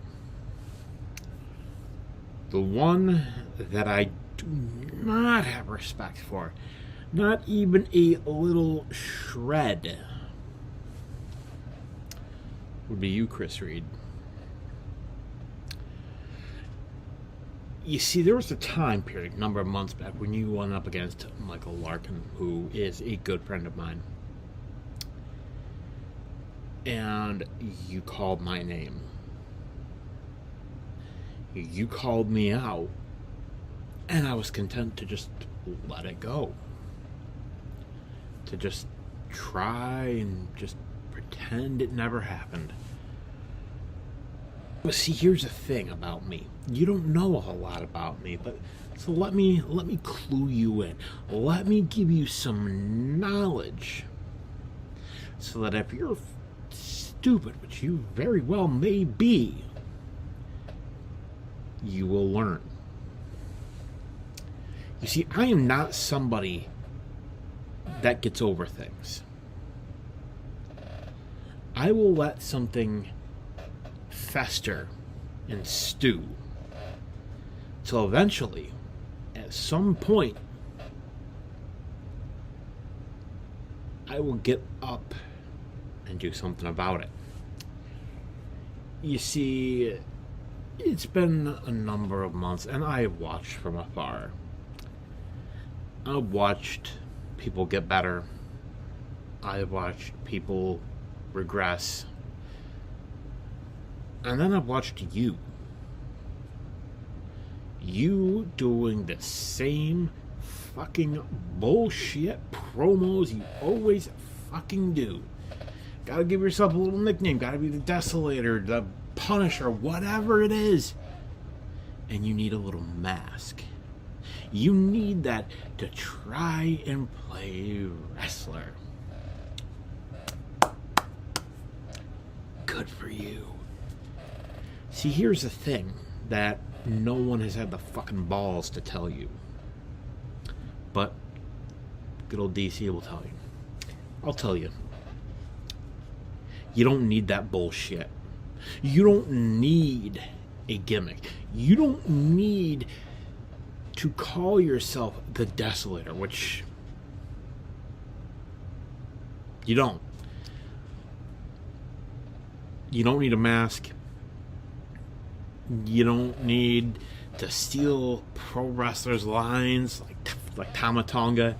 Yeah, I remember that when you called out the Demoness and you pulled out Tama's yeah nonsense. Yeah, I remember that. I paid attention to that. You see, I am also somebody that studies people. Why they behave a certain way. Why they do this. Why they do that. And I had hoped that since your time here, you would have gotten better. That you would cut different promos. That you would do this and that. But see, here's the thing. You haven't. You have been doing the same thing since you started here. And they gave you a nifty little title. They gave you the Duels title, participation trophy. They even handed you the King of the Mic. They handed you that. You didn't earn that. You look at winners of the past that have earned it. That have cut great promos. Some of the absolute best. And so let me tell you something. Chris, you may not realize this, but I'm going to fucking tell you. You would not have survived in the past. You would not have survived going up against people like The Butcher. Going up against Amir in his prime. You wouldn't have. You wouldn't have gotten past Travis in his old days here. You wouldn't have. You wouldn't have gotten past any of them. And I'm sure they told you about me, how wins and losses, this and that. See, here's the thing. I don't give a flying fuck how many wins I have. I don't care how many losses I have. I don't care how many championships I've had. on which I've had quite a few. But see, that doesn't matter to me, because I don't take this seriously. I don't view this as something that I need validation because I'm unhappy in my life. Fact of the matter is, I'm very happy. And this, since the start, since the very beginning, has been fun to me. It's been something I've done for fun. And I've done it all. I've done promo slams, I've done promo series, promo manias. You gotta remember, I'm the one who, when I won the Iron Bank, I decided I'm taking the main event at PromoSlam. Sorry, Promo Mania. I called my shot. I did that. I've earned it. I've earned the knowledge title. I have earned the King, the Iron Bank. I've earned that. I have earned two tag title reigns, both with Moses. Someone who has earned my respect. See, again, that word, earned. You have not earned a goddamn thing around here. You haven't. Any of the people here, be it Corey, be it Dazzy, Moses, they'll play their game. They'll work their little fucking bullshit storylines. Me, I don't give a shit about these storylines. I don't. I think they're fucking bullshit. They're the same damn thing over and over and over again. A bunch of guys who rant on WWE and hate it and whine about it, but yet they cut the same bullshit storylines. And because they've got no one else, they have you. They make you their person. You see, you went up against a Demoness, someone you clearly had no business being in there against. She took it easy on you. She did. Nobody will tell you that, but trust me. The work I've seen her do, she took it easy. See, Chris, I don't hate you. You may think I do, but I don't. I am sick of seeing the same promo after promo after promo that you have done for however long you've been here. Change it up. Find something believable. Change your gimmick. Because you could do it. But you won't. Because you're comfortable. You're comfortable doing the same old shtick because, hey, you think it works. You think, oh, I've done this. I won King of the Mic. I've done this. I've done that. I've held titles, this and that. No. No. See, the titles you have won have been all because of storylines. In the days when we would have done it by vote of who truly had the best promo, you'd be Barry fucking Horowitz. You would. I hate to say it, but you would. You know, you got people like Amir who allegedly is back full time. So you know what? Try going old school. Jump in there with the Sharks. No storylines. No bullshit. No gimmicks. Best promo wins. So you see, that brings me to the whole point of all this. I told Dazzy, no time limits, no rules, no winners, just an exhibition. Because you need to be told that you are doing the same fucking shtick. You are not in anybody's league. You're not even in the B League, the C League. You are not on the same fucking planet as me. I've gone up against the best. And you? Here's the thing. I've beaten you. I've already won it. I don't need anybody to tell me that I won. You want to be a winner? Whatever. I don't need this. I can go back enjoying my life. But I want you to remember this. I don't forget. You called my name out months back. I'm responding. So I'm going to leave you with this warning right here, right now. Respectfully. Don't say my name another fucking time. Be done with it. And for God's sake, learn to cut a better fucking promo. Thursday on Max. Predictions, recaps, trivia, and groundbreaking promos, and the occasional rant. I'm gonna say it again. Fucking Netflix. Fucking Netflix. You have known for months now that this Jake Paul Mike Tyson fight was gonna happen. You knew. You had more than enough time to get the infrastructure for your website ready to go. Join us on the Max Wrestling Podcast every Thursday. Exclusively on YouTube and audio on all podcast platforms. Go to maxwrestlingnet.weebly.com.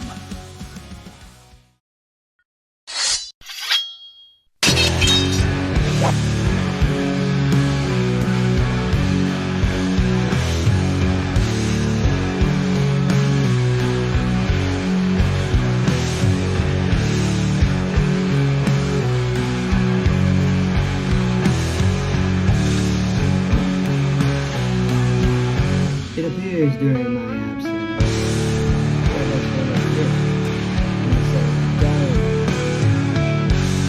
two of the most needed questions when is Blades Rodriguez returning, or if he's even returning at all. The faction war has hit my radar.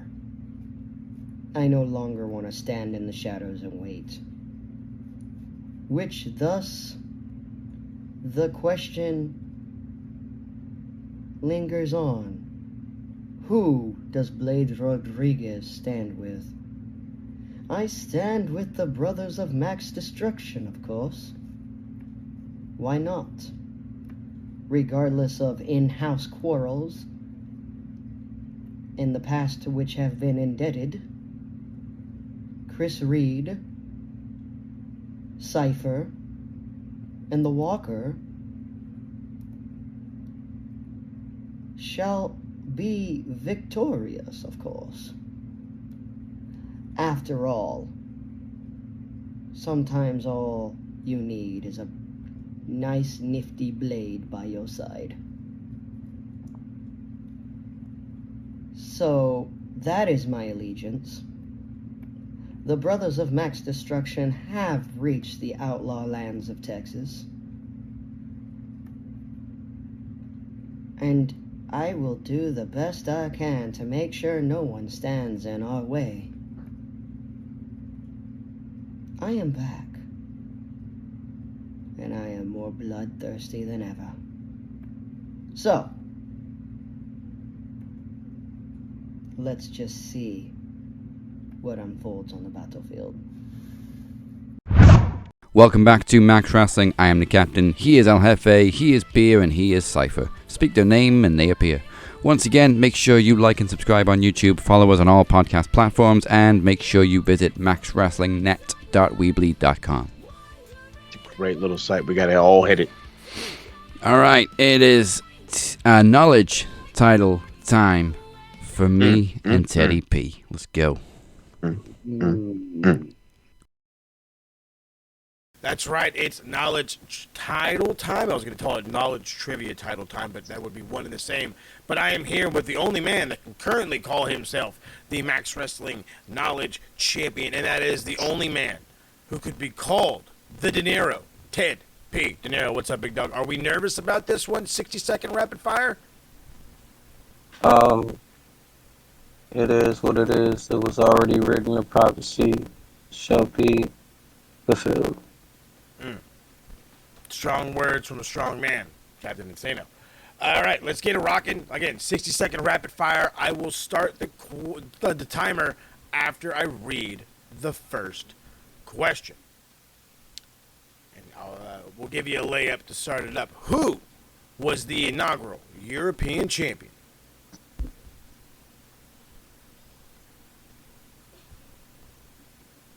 William Regal. Oh, no, fuck. You can change it real quick. British Bulldog. Yep. All right. Let's see here. What two men invented the final WCW Nitro in 2001? Sting and Flair. Booker T and Steiner. Who won the inaugural Really? IWGP League in 1983? Say it again? Who won the inaugural IWGP League in 1983? 20 seconds. Inoki. Hulk Hogan. Speaking of Hulk Hogan, how many times was he WCW champion?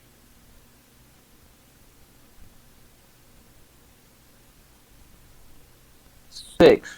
That's correct. 5 seconds left. Gorillas of Destiny, Tama Tonga Loa won the IWGP Tag Team titles how many times? You have time to answer it. 3. 7 was the answer we were looking for. Damn, 7. 7 is the answer. Like I said, it's a tough one.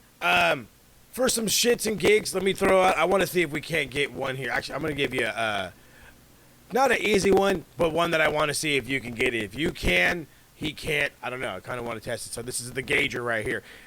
Also, for no points, nobody get overly excited. In what year did Mark Henry win the crown of World's Strongest Man? Are you talking about on TV? No, or are as you in like talking actual about... competing in powerlifting. Is this a rapid fire question? Or No, this is just for the gigs. Question? Shits and the gigs. I'm really swinging. It's like I'm really leaning towards, like, wasn't it on? It was like he was currently in the WWE, or this is before the WWE? Because I'm feeling Technically, like just before. it was just before the WWE. Mm-hmm.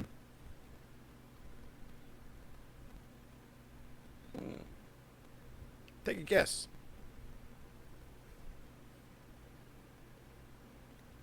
Because I don't.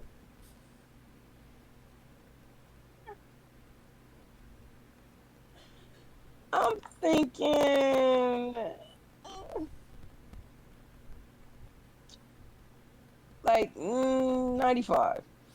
95 is when he won the World Powerlifting competition, and then actually... Yeah, because he was like just before like he got into the... I think I was like 7. Just before he got into the WWE, and then he ended up actually going to the Arnold Classic in 2002 and winning first place in certain powerlifting competitions, which I am unaware of, but there's a little extra knowledge for you. So 2 out of a possible 6. Let's see. Yeah, bro, that's horrible. Let's see if Daz can muff it up, and I hate saying it like that. I hope he's feeling Spursy.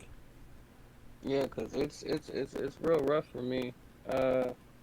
Sorry, I tried, you guys, but rapid fire and time of night, it did not work for me. I think we just heard from the champion already. Champion goes first. Shocking number 2. But it's rapid fire. It was late at night. And these questions aren't as easy as I thought they were. All right, in that case. One of those things, though, however, and I already feel bad, and it's not a thing, and I'm sure Teddy will be back, but none of them, he didn't skip any to try to, gain time and try to think on his feet. So I know that's something you'll do. which I'm already anticipating. Now let's see if you can beat the number I have in front of me. Actually, you know what I'm going to do? I am going to pull it up on here, and I'm going to do a timer on my phone. No so we can do it just like Teddy did. I'm going to be pissed if I don't beat 2. I'm going to be honest with you. I'm going to hit you with a couple of... You should know the majority. Like I told him, you should know the majority of these, but I'm going to hit you guys with some curveballs. And you're going to either love me or you're going to hate me for it. Excuse me. What he said. All right. 1 minute time. Hey, don't do it right now. What the hell's the matter with you? All right. 1 minute timer will start as soon as I finish the first question. What 2 current WWE superstars competed in the Pan American Games? Pass. Gorillas of Destiny, Tama Tonga Tonga Loa won the IWGP Tag Team Championships how many times? Oof. I think it's double digits. 12? 7. Oh. How many times was Hulk Hogan WCW champion? 3. 6. Fuck. Who won the inaugural IWGP League in 1983? Antonio Inoki. Hulk Hogan. Damn. What 2 men main evented the final WCW Nitro? Sting and Flair. Booker T and Scott Steiner. Fuck. Who was the inaugural European champion? Oh, son of a bitch. Oh, Nah, it's gone. It's gone. Yeah, I'll let you answer. You don't got one? Get a point on the board? Oh, Shawn Michaels. British Bulldog. All right, so the other 2 questions, I want to see if anybody in this one can get it. What year did Mark Henry win the crown of World's Strongest Man? 96. Where he was world champion powerlifter? 96 or 97? 95. Oh. Is when he won the actual World's Strongest Man competition prior to the metrics one that came in like 98. Then he won the Arnold Classic in 2002. Here's a great one. I hope my UK guys get this one. Lord Steven Regal, Earl Robert Eaton, and this man made up the Blue Bloods. Oh, you got to be kidding me! No. Sorry, Lord Steven Regal, Earl Robert Eaton, and this man made up the WCW faction of the Blue Bloods. Bobby. Dave Taylor. Dave Taylor, attaboy. And then the answer for the 2 current WWE superstars that competed in the Pan American Games, Chad Gable and JC Mateo, a.k.a. Jeff Cobb. Of course, yeah. Both Greco-Roman wrestlers. After that performance, I'll join Beer and Feeney and cancel myself out. No more challenges as long as Teddy's champion. What? Mine's not up till next month or June. I've already announced. All right, well, didn't win that title. Still got one. Might have another one later on. But first, let's find out what happened last night on Dynamite.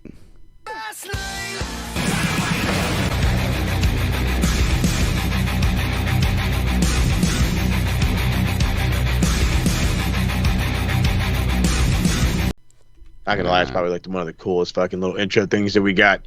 Last night, you know what? Pretty good Dynamite. There was a lot that went down. We'll get pretty much into it. They started out with this fucking like massive video package talking about the death match, the war that went down at it was with All In, and it was awesome, but it was also very long. And then we actually opened the show with the Young Bucks against the Outrunners in the AEW Tag Team Title Eliminator quarterfinal. God damn, that's a lot of words. I've said it before about the Bucks, and I'm sure I'll continue to get shit for it until the day I die, but they are the greatest fucking tag team I've ever seen in my life, okay? I mean this when I say this. I've watched the Midnight Express. I've watched the Rock and Roll Express. I've seen the Rockers. I've seen all the other in-betweens, the Hardys, the fucking Dudleys, you name it. I've seen them all. These are it. These motherfuckers, and then everybody else. I'm sorry. I can't stand it. They made the Outrunners look like the fucking Rock and Roll Express. I thought I was back in the 80s watching old school fucking tag team wrestling. It was awesome. This match was fucking great. The Bucks try to win with a roll up, holding on to the tights, but they end up just hitting the not EVP trigger, the TK driver and picking up the win, advancing on to the semifinals. After the match, Okada comes down. They all start beating down the Outrunners. That's when Swerve shows up, and they pretty much let fucking Okada get his ass beat. Sure enough, that's exactly what happened. That he ends up doing a house call to all three of them on the outside, and that's where it ends there. We go backstage with Renee Paquette. She talks to Mark Briscoe, brings up his issues with MJF, before Ricochet walks in with the GOA, which I kind of like that rather than, but it was Gates of, or whatever the fuck, Gates of Agony or whatever. That's the stupidest name ever. He says, like, be careful be careful. He'll bounce him out of town or bounce him out of here in a pool of blood of the same way he did in Revolution. It was annoying, but at the same time, I really do kind of like Ricochet with this faction, so I'll keep at it. Keep with it. We come back from break, and Excalibur mentioned MJF being in Happy Gilmore too, which we'll get to when we get to the belt to the cool points. He's knocking on the door, MJF is, and he's like wants to talk to pretty much everybody in the Hurt Syndicate. Apparently, Bobby Lashley's not there because he's pissed him off so much. Fucking, he's like, I'm not going. I'm not getting paid. Fuck you. I don't like you. And so while he's doing this, he's talking to Shelton Benjamin, and even Shelton Benjamin's like, man, that's a cool watch. And I kind of figured he's gonna give him the watch. And, oh, I still am on your side or whatever. And he fucking chucks the watch on the ground. He's like, considering my vote, you're out. And another thumbs down. So now we're just waiting for MVP to give him the thumbs down, and MJF is out of there. Then we go to this segment where poor Christian Cage was just trying so hard to get the attention from the crowd. Like, they could give a fuck about him talking, and it just kind of pissed me off because this is a big thing right now. This is what he's going through is a big thing. Did it go a little long? Yes. Not gonna lie. It went maybe 3 minutes too long, but it needed to happen. It needed to happen. So he goes out there, and it's beautiful. He stands up all nice and straight, and it's him and c.W.o, and he's like, my name is Christian Cage, and I'm an asshole. And the funniest part about that was, like, half the crowd said it before he did, so it, like, echoed. I just chuckled. Thought it was awesome. And he talks about his failing to fulfill his destiny. He hit the perfect spear, but then humanity hit in, and all because he saw everybody down, and I lost everything because I let humanity and my feelings get in the way. Then he talks about Nick Wayne and how his rise to fame is happening and all the other fun stuff, and he's more talented than he is, but how dare you think that you could talk down to me? I'm Christian Cage. I've had more, I've made more shows than you've ever have in your life, or some other bullshit or whatever. I thought that was really stupid. I was like, that's way too much inside baseball, okay? Like, motherfuckers don't get half the shit you're saying. But he goes on to say, I disown you. So now he's a stepdad, or he's an available stepdad to whomever needs a stepdad. I thought that was hilarious. They're on the fuck, but as he leaves, he gets jumped by what is it? The Uncaged, I think is what they fucking call themselves, which is the stupidest shit ever. And even fucking Shayna or Shane or whatever the fuck her name is, tries to fucking slap him. It looks like shit. The concerto though, this thing would have looked so great if the cameraman didn't go, let me get right next to him. Yeah. And I'm like, dude, what a goddamn visual this would have been if you weren't right up their ass giving away all the fucking secrets. All the fucking secrets. If you would have stood there in front and let that camera angle, dude, you could have sold it like he's gonna die. Yeah. And it would have worked. But nope, they kind of fucked it. No, they did fuck it. Didn't kind of fuck it. They did fuck it. It is what it is. Hopefully we get something out of this. I mean, I don't know where we could really go other than a tag team match between the two. I don't see Christian Cage winning or at least competing for the Ring of Honor TV Championship. So again, there's nothing. I got nothing. We go backstage. FTR and Stokely Hathaway are back there. They're one step closer to taking back the tag team championships. She says that Adam Copeland deserves to be banned from ringside tomorrow night. That I guess there's going to be the other semifinal, the Hurt Syndicate versus Bang Bang Gang, which I actually kind of want. Anyway, that's when the Bucks walk in and everything, like the mood changes because now they're not EVPs no more, and it just still hasn't set in except for when they win or get introed and there's like nameplate. You know, was it say like wrestler or superstar? I forgot what it said. It did not say the Young Bucks. Thought it was fucking hilarious. So he goes in there and he's like, yeah, you know, we hope that, you know, we can put the past behind us. We hope to see you guys in the finals. They shake hands and Hathaway is like, hey, wait a minute. You guys aren't in charge anymore, right? He's like, and he fucking like rips his hand away, knocks something out or whatever. His crutch fell. And he's like, yeah, go on, hobble on out of here. Weird but funny little exchange. It is what it is. This one, though, we get to the middle of the show where I don't understand why Hangman and other fucking world champions have to be in the middle of the fucking show. But he is. And again, it's Hangman versus Jon Moxley for the AEW World Championship. Everyone is banned from ringside for the first 20 minutes. Yeah. And then they can come out and do whatever the fuck they want. There was extra security to beef up the outside of the arena. This security is fucking shit. This security sucks. I mean, fuck. It was just so bad. But this match was as pay-per-view caliber as you could get. I don't know what other words to put it in, what better words to put it in. This was as main event pay-per-view quality as you could fucking get, and you put it in the middle of the show. And I'm not happy about that. But at the same time, I guess it kind of is what it is. Ref gets knocked down about 15 minutes in. That's when you start seeing everybody and their mama come out. It's like Claudio Castagnoli comes out, Wheeler Yuta comes out, Marina Shafir's out there. And again, I'm begging, where's the security? You got these guys sitting by ringside. They're like, hey, don't go in that ring. Hey, stop doing that over there. That's the fucking crappiest security I've ever seen. They finally get the whole fucking place cleared out. It's funny because like Wheeler and Claudio got manhandled by security, and Marina's just standing there. And the ref sees her, get your out of here. And it takes 9 guys. It takes 9 guys to get her out. And she's like cussing, I'm not fucking leaving, kiss my ass and all this shit. Cause fucking, I'm watching it after the replay, so it's cutting out all the cuss words, and I'm just laughing my ass off. And so they finally get her out of there. As they do, we end up getting, was it the Bulldog choke that got rolled into like a gator roll? He hits the Death Rider, and then the Buckshot Lariat picks up the win. Hangman remains the World Heavyweight Champion. So happy for it. These fucking pile drivers that Moxley was giving poor Hangman, dude, brutal. Yeah. Not a single one of them were in the ring. One was on a chair, one was on a table, one was on the stairs. It's fucking brutal. Just fucking brutal. Yeah, Taz even said on commentary the pile drivers should be permanently banned. Yes, well, I mean, fuck the way he was using it. Yeah, I'm kind of with Taz for that one. I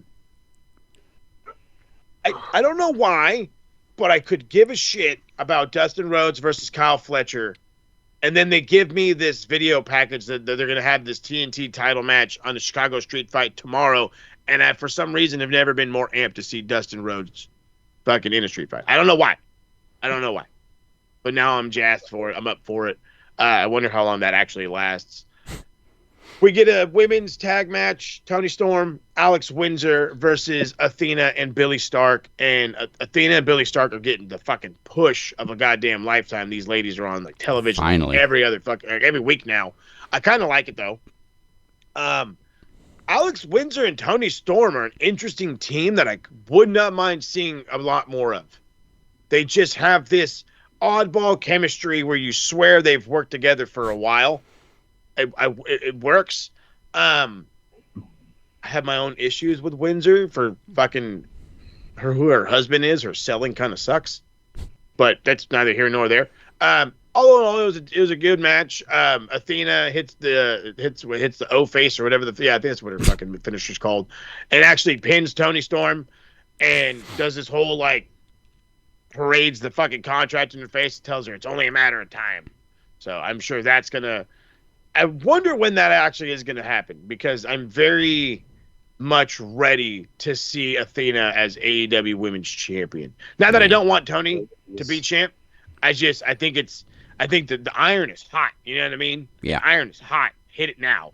Hit it as soon as we fucking can. The sooner the better, and we'll be better off. Hangman's in the back being tended to by doctors. Of course, MJF walks in and calls him Seabiscuit. This guy's got to get all the TV time now because of fucking Happy Gilmore 2, which, by the way, he was not the best character in. I'll get to the best character at the end of the show. Talks about his contract, says that, for someone who's known Mark Briscoe for 10 years, he wants to consider giving him a title shot. He says that hick from the sticks always sticks, the hicks from the sticks always stick together. I fucking laughed way too hard at that one. Fucking MJF kills me. Speaking of somebody who kills me, it needs way too much, way more TV time, or not, she doesn't have enough TV time, and that's fucking goddamn Willow Nightingale. Yeah. Willow Nightingale's talked there with Alicia Toot, and the chanter from Thekla went out and went unanswered. She's like, she formed this new group called the Triangle of Madness, and she's like, I'm the trapezoid of Crapazoid. I was like, what? I don't understand what that means. Willow is such a fucking great trash talker. She's the best. She's simply the best, and she's like, make your way to the ring, and I'm rip off all 8 of your legs tomorrow night. Oh, that's right, 'cause that's right. No, she went into TK's office, and she's like, hey, doesn't this sound like a good idea? And her TK impression was probably spot on. She's like, damn girl, you want to get shot? You're gonna get crazy, shy style? Fucking dead.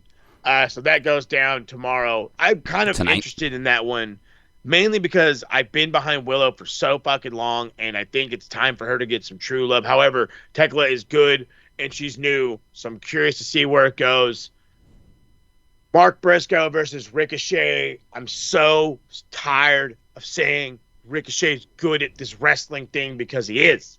And I'm so tired of people saying that Mark Briscoe is not good at this wrestling thing, because he is. Because this, for some reason, had no reason being the main event, and yet it absolutely banged. It just didn't need to, and then it fucking did. I can't help but love these two dudes. Mark Briscoe picks up the win with a J Driller. After the match, he takes the mic, starts to call out MJF, brings up his brother. He said, if you bring up my brother's name once, shame on you. If you do it, shame on me for not obliterating your ass. Love that line. MJF comes out. His music hits, but never hit the big screen. He says he's not an idiot. He says Mark dropped the comedy routine. Doesn't mean MJF has to take him seriously. MJF has zero interest in this match. And since Tony Khan sets it up for next week, there's a video that cuts MJF is behind Mark Briscoe. The whole nonsense goes down. What was it? Briscoe was wearing the shirt, says MJF did nothing wrong, which I think is fucking goddamn hilarious. Hangman watches on, watches him put on the diamond ring. Page's music hits. Power walks down there, boots MJF, teases the buckshot, almost gets hit with a J Driller.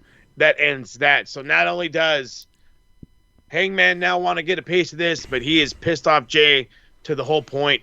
And as I'm sure Corey can attest to me, you don't go pissing off the Country Boys, because Country Boys got a lot of friends. Not wrong. MJF is fucked. This was a fun episode of Dynamite. I will admit, it was a fun episode of Dynamite. Not as much wrestling as I would have hoped, but all in all, good episode. It was fun, just oddly placed, which I'm sure we'll get to when we get to the Bell End board a little bit later on. But first, we're both in the house. It's time to unify these titles. Welsh title versus TV title. Myself versus Flex Murdoch down there. Cypher. It is TV rules, so as you know, the longest promo wins, unless, as we saw in the tag team match, the discrepancy is more than 3 minutes. Introducing the challenger, played on by Captain's Revenge. He is the Captain!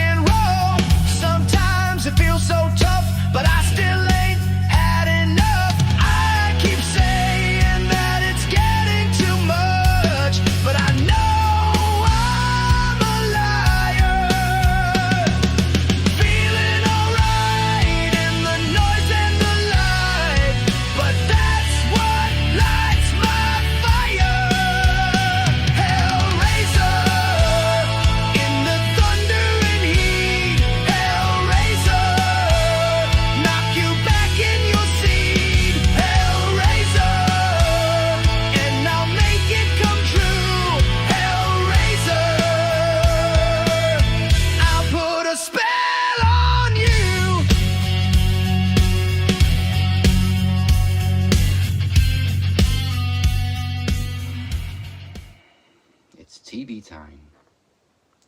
And it's time to put this saga to bed like a sleepy little toddler.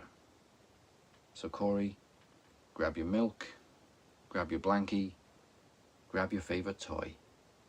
It is bedtime. And we're going to finish this exactly where it started. So, back in April, at PromoMania 10, Dragon Club reformed. Myself and the Phoenix as founding members, and Beer replacing a snake in the grass. We didn't target anybody. We didn't pick a fight with anybody. We didn't even address anybody. We simply stated that Dragon Club was back. In the wake of the worst period of my life. And what did you do, Corey? You jumped straight on after Max and you went hell for leather on us. Why? Why did you consider us a threat to the Sisters of Minimal Damage? Now, I've highlighted how all three of you have had feuds with each other over the years, and yes, I've gone through the same with Beer and Phoenix. Hell, we reunited at the end of our match, which had lightsabers and a warhammer, and he chokeslammed me off a fucking cliff. But let me tell you why we're bigger than our past issues. Because when I was going through the worst period of my life, as far down as a man who has had his entire world taken from him can go, couldn't even see sunlight anymore,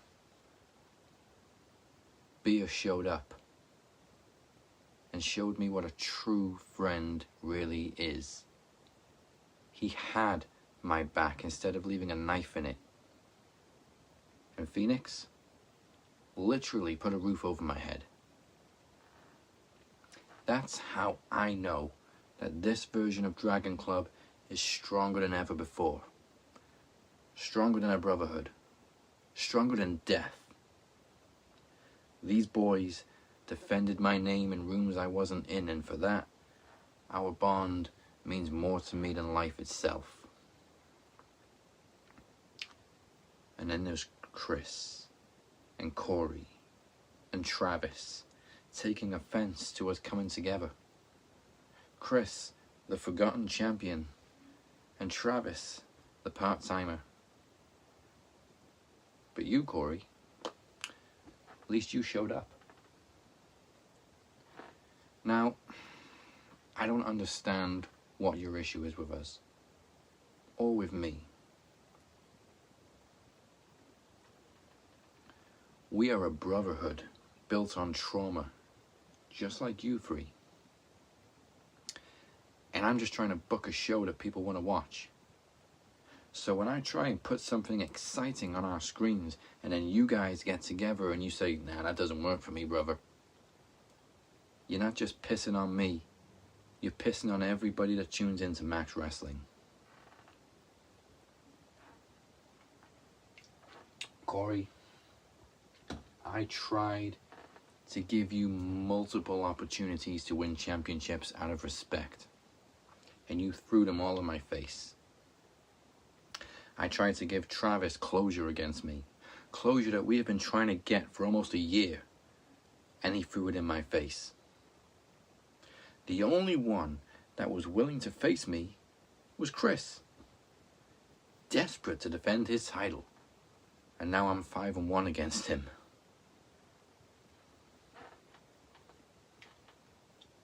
What was it you said a while back? That I've been using the Demoness against you? Using her help? She will be the first one to tell you nobody uses the Demoness. She does whatever the fuck she wants. She's like a Terminator. There's no stopping her. There's no controlling her.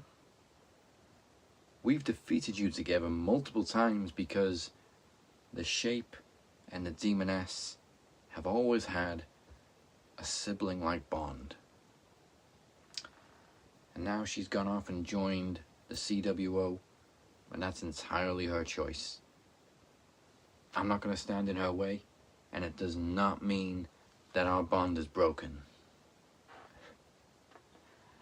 You said I couldn't use her help at all for one because she was already too busy.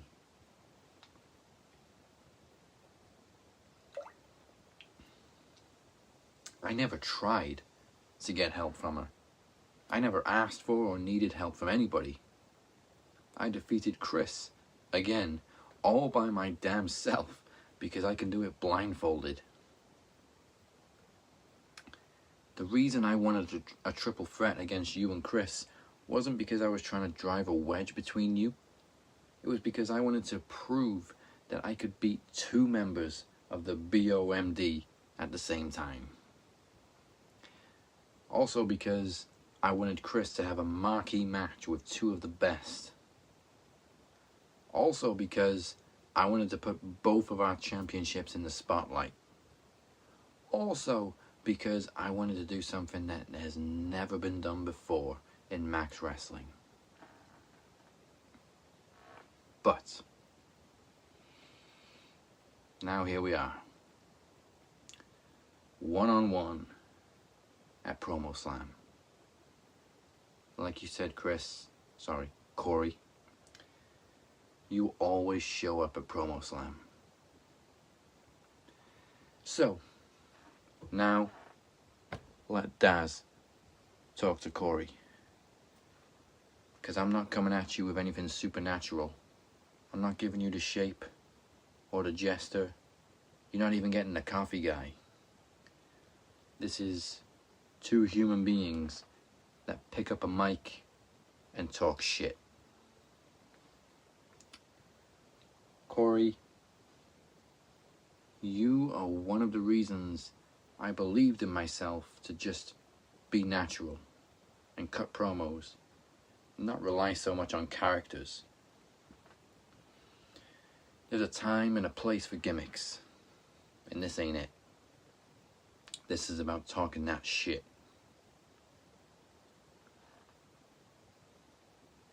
Watching your growth over the last 5 years in your performance, your delivery, your commitment, inspired me to do the same. You talk often about how I bring out the best in you. But Corey, you have become one of the best. One of the absolute best that Max Wrestling has to offer. You deserve to sit on that table with Mike Larkin and Moses Marquez and Travis Anderson and the Demoness herself. Cypher is it. And as much as I want to whoop your ass and take my title back, I'm honored to be sharing this stage with you, my brother. But like I said, this is about championships. This is about talking that shit.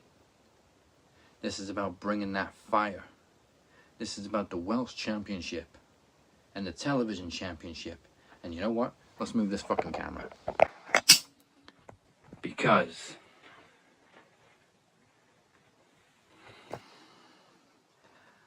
I am determined to bring this home where it fucking belongs. So they can permanently sit on this shelf and remind everybody that I fucking am him.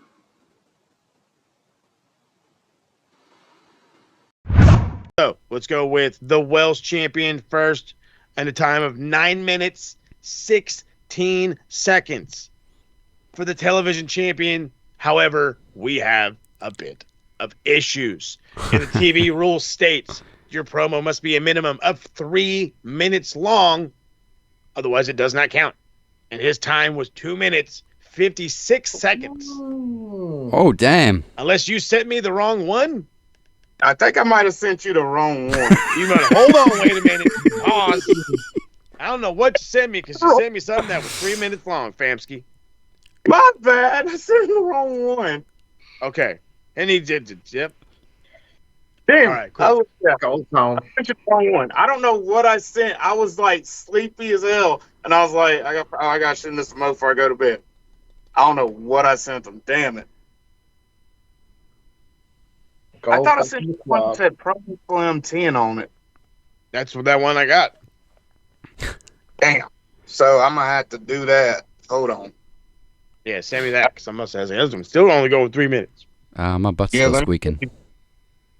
Bum, Hold on, squeaky bum. Yeah, squeaky bum that bum. one. Sorry, folks, for the technical difficulties. I'll be right back. I'm over here checking out. I love how his screen now says "F you." Right, for real. Champion of Wales right there. So, due to my promo being submitted and Cypher actually losing his full promo, we can't conclusively and fairly determine a winner, so we have agreed to a tie. However, don't worry about it. There won't be a unification right now, but this just has added a whole new element to a plan that I already had, and there will be a major announcement for Max Wrestling regarding both of these championships next week, so stay tuned. I want to thank y'all for joining us for PromoSlam. Our next Max event comes your way in just a couple of weeks, August 21st, as we present the first ever Open Door featuring predictions for AEW's Forbidden Door. Yeah, and the theme song for Open Door is Let Me In from my third album, Clarity, available everywhere now, along with all Captain's Revenge music. And there's actually 3 versions of that song. Ooh, love it. Plus, after a break last week, Summer's End is back, and this time it's an official Max event, and it comes your way September 18th. Go to maxwrestlingnet.weebly.com for more information on all Max events. And yes, the theme song is, again, by Captain's Revenge. It is a very special reimagining of the Foo Fighters classic Summer's End, which will not be released for the time being, for obvious reasons. We've got to work on the copyright. However, you can check out the brand new Captain's Revenge album tomorrow at midnight, or tonight at midnight. It is called World's End, and it drops everywhere you can possibly stream music midnight tonight. Beautiful. We'll be back. All right then, we've already alluded a little bit to it, so before we get to our world title main events, let's put some points on the board, because we got 2 lists. One is nice, one is not so nice, but we always check them twice. It's time for the bell end board. You already know who you are. A bellend? You're a bellend, mate. Look, bellend 1, bellend 2, big veiny bellend over here. If it's not obvious enough, I'm sure it's a 4-man group in this boat here talking about TK easily getting some points. How you have a world championship match, let alone one of the caliber that you had in the middle of the motherfucking show with Mark Briscoe and fucking Ricochet ending it. Mm-hmm. That's just bad. That's just bad booking. No matter what. Nothing against Ricochet or Mark Briscoe, love them both. No. But it made no sense whatsoever, and I kind of get why they did it, because they wanted to extend that Hangman MJF feud, and they couldn't really have done that in the middle of the show and then gone on to the world title match. But you could have easily waited till next week to push that next feud. Yeah.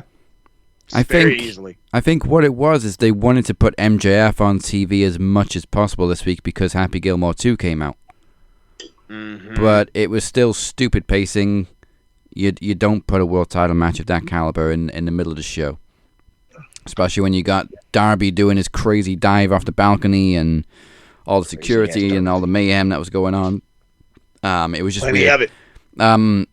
I watched Dynamite in 2 parts because obviously we don't get it live in the UK, so you gotta stream it. I actually thought, have I got these mixed up? Am I watching part 2 before part 1? Because why is this in the middle of the show? But right. Yeah, so how many points we giving TK for the schedule mix-up? I'm going with 30 because if this was just a whatever and it wasn't even that good of a match, I guess I could give it like 10 or 15 and call it a day. But no, Yeah, this was a great too. match. That's what I'm saying. It's like, this was a great match, and it deserved its main event spot, and you fucked it. 30 points for TK. All right. Before we add any more, I'm going to give myself 20 points. Oh. Because I just haven't had time to watch Happy Gilmore 2 yet. And I'm kicking myself for it. So 20 points to myself for not watching Happy Gilmore 2 yet. I watched it yesterday, I think.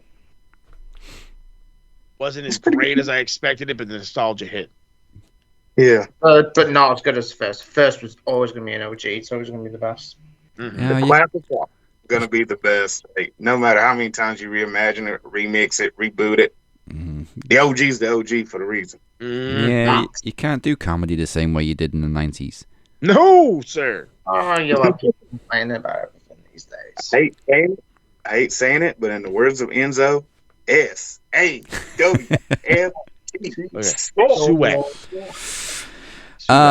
Well, we gave TK some points. We got to give Triple H points too, unfortunately, this week. And so SmackDown obviously was the first show after Hogan's passing, and they did the tribute at the start of the show. Triple H was there, gave this speech, and it was, very meaningful.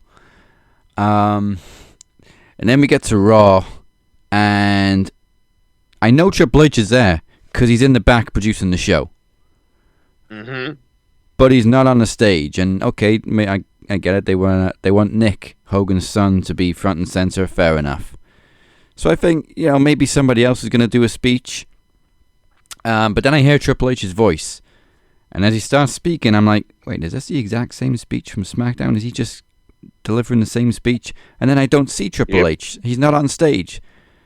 They literally played the audio clip from SmackDown of Triple H's speech. That's just fucking lazy. Goodness gracious. So I'm going to give 20 points to Triple H. You are now on a nice round 100 for just pure laziness. Like, you could have had somebody else cut a speech. You could have literally come out and cut a different speech. But to play an audio clip during the tribute, when I know you're there, you're literally behind the curtain, that was stupid. Very stupid. Anybody else got points to dish out? I got 2 I need to give out. I want to give 20 points to Jamar Hampton from NXT Evolve. He put a post on Instagram about what Hulk Hogan actually did say a couple of years ago. And he put, is this really who we should be celebrating? Do your research. So I think that might have not been the best, and especially when he's in the ID program. So, Jamar, you got 20. And this is something you guys didn't expect. I want to give 20 points as well to Shawn Michaels. Ooh. Hey. Because he didn't do a speech on Hogan, which I did expect Shawn to do, but Shawn didn't do it. So I'm a bit disappointed. I mean, if there's SummerSlam matches, anything to go by, I don't think Shawn was ever Hogan's biggest fan. No, sir. Give it 10 instead. Then. I might let Shawn off on that one. Hey, Beer, is that got in the backstage altercation too, or no? What's that? The first Jamar.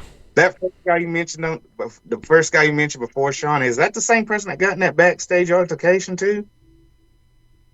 I'm not too sure. I know he was in Evolve. I haven't seen him yet on NXT just yet. Let me look it up. Must be Jasper Troy you might be referring to. Fucking beast. Love that guy. Well, he's looking some stuff up. I'm going to add some more points. So Chris sends us the stuff each and every week. He's pretty much talking about this week was the Dudleys, both Devon and Bubba Ray, pretty much, I guess, coming to the aid or defending, and then Kevin Nash as well defending Hulk Hogan, talking about, like, this is the guy died. You shouldn't be talking about all the negative stuff he did. And as much as, like, I want to be that guy that's like, yeah, he passed, I'm talking negative about him, I I know he died, and I know in reality a murderer is way worse than a racist.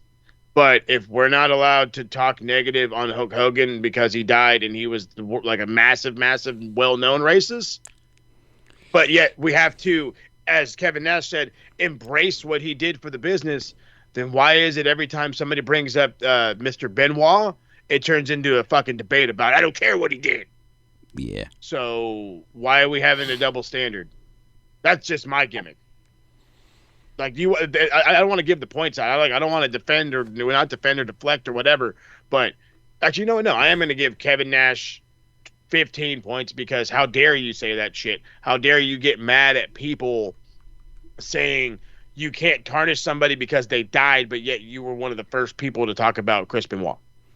Yeah, it is a double-edged sword. Like as we've said in tributes and stuff. You can't ignore the things he did for the business, but at the same time, you also can't ignore what happened outside the ring.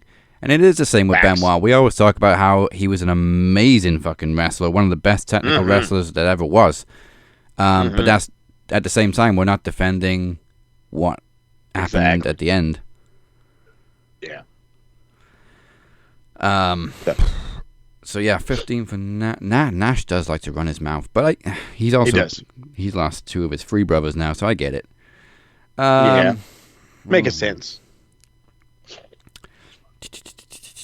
You know what? I think I gotta give points to the IWC because I'm gonna give him 10 because like instantly as soon as Hogan passed, all the tribute starts pouring in, and then immediately the internet jumps on AEW's like, "Where's your fucking tribute?" Oh yeah, that's right. Give him time. Hogan passed on what was it, Thursday because it was just after we finished recording the show. AEW don't have a show until Saturday. The funny thing is like c.W.o did. He gave a tribute on Collision. He talked about Hulk Hogan, and then he even ended it with Brother. Yeah. So like, what are you guys talking about? You couldn't wait 2 days to let them do their show. Like, fuck, dude. Like, I would understand if this was WCW reincarnated. How dare you not do the 10-bell salute? But this is AEW, where a company he had nothing to do with ever in the history of ever. I didn't hear TNA do a fucking bell salute. Yeah, New Japan did because he wrestled there. Yeah. So, again, I think it was more the fact that AEW never put out a statement or anything, and everybody was like, you know, are you going to say anything about Hulk passing or something? And I'm just like, well, just wait till Collision on Saturday. They're probably going to say something. Just be patient. And yeah, again, IWC don't mix. It's well documented. TK banned Hogan and Linda from AEW, so it's not like they were ever on good terms anyway. But that doesn't. It's the world of the internet. How dare you not be? Right.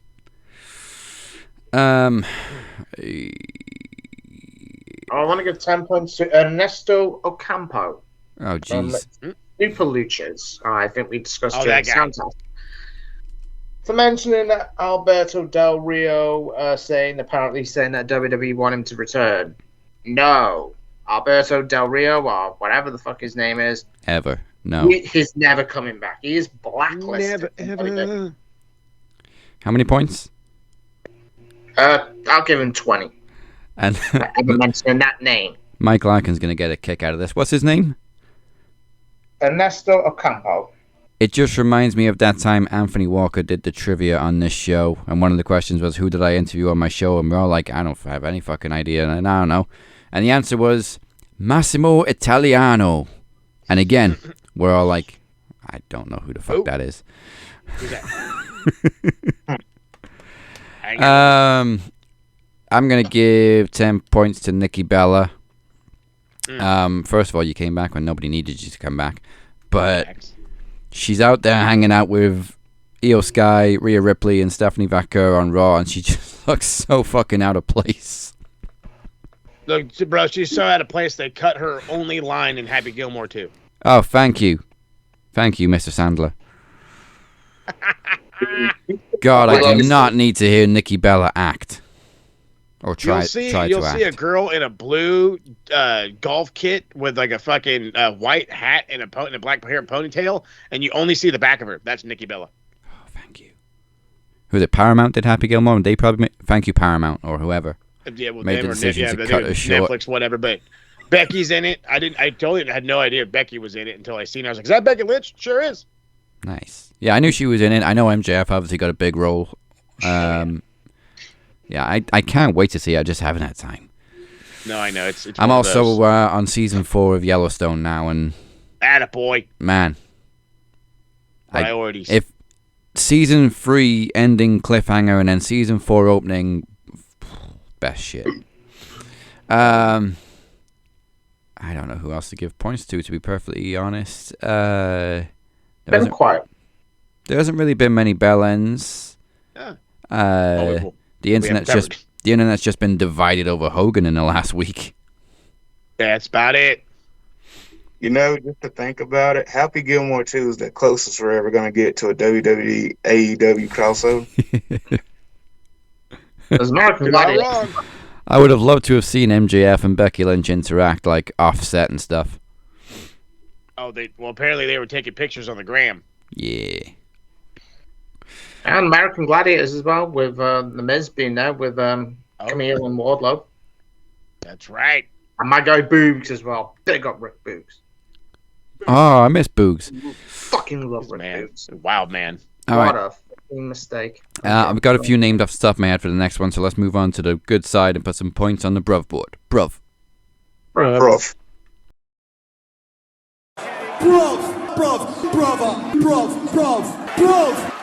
Brother. So I just noticed on the bell end board, Stevie Richards is on there with 10 points. I can't quite remember what he did. I think it was only a few weeks back. But I'm going to give him some points on the bruv board. I'm going to give him more. 20 points to Stevie Richards because I watched one of his videos the other day and it was literally about Travis Scott being kicked out of WWE, and the video title was literally "Good fucking riddance," and it was just 10 minutes of him trashing Travis Scott. So I love Stevie Richards for that. So we should. Hell yeah! Really, probably one of the worst endings in WrestleMania history. So big up Stevie Richards. I like a lot of Stevie's videos to be honest. Who else were we going to give points to?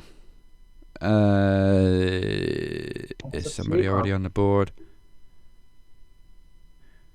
I want to give 20 points to Santino Marella for that performance on NXT. That brother has not fucking lost it.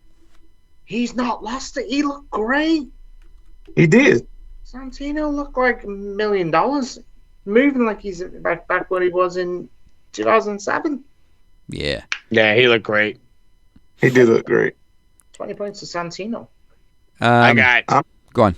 I'm gonna give 20 points to Bronson Reed for the most diabolical act of good tragedy I've ever seen in my life. You took a man. That's Joe J's. He deboed your shoes, cuz. Bronson's shoes. Like, he took them. And not just anybody, but Roman Reigns. Yes. Roman took the OTC's Jordans, bro. That is literally 20 points on the bruv board. I mean, there might be people that's going to disagree and be like, that's a violation, but still, that was really... The only people that are going to disagree with you are going to say that's not as many points as it should have been. You're right. It's right. But he's... I'm gonna give only disagreement you're going to get. Yeah, probably. I'm going to give him 20 points for Bronson Reed for just having hood energy, black Air Force energy. Go, Mo. You wanted to give some first?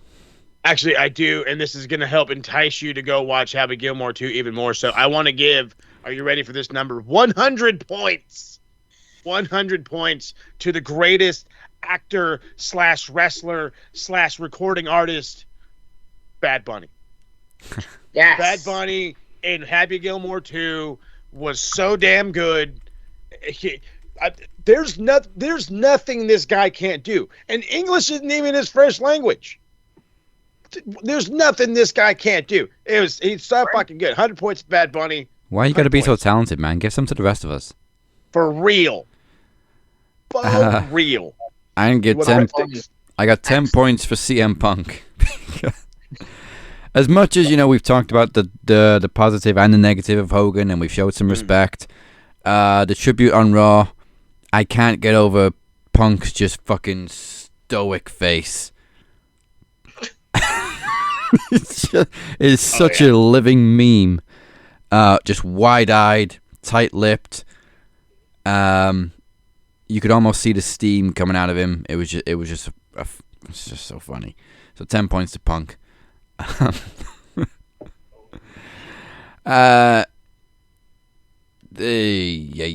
Oh, not wrestling related. But 20 points to Liam Neeson. Cause yes, the Naked Gun. Yes, he's playing a Naked Gun with Pamela Anderson now. Mm-hmm. That's right. You hear about my man? Man's up in life now. So I'm not giving him 20 points for pulling Pamela Anderson because she's way out of my age range now.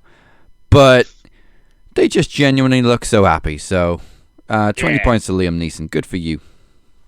It was Pammy in the prime. Oh yeah, in her prime's different story. Fuck. Different gravy. But I don't know why I'm surprised. This is Qui-Gon fucking Jinn we're talking about. Yes, sir.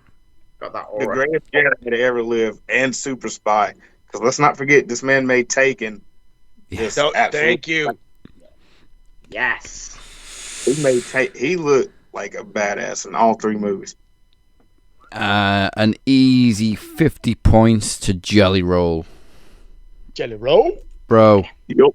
Losing 100 points just for one wrestling match. Mad respect.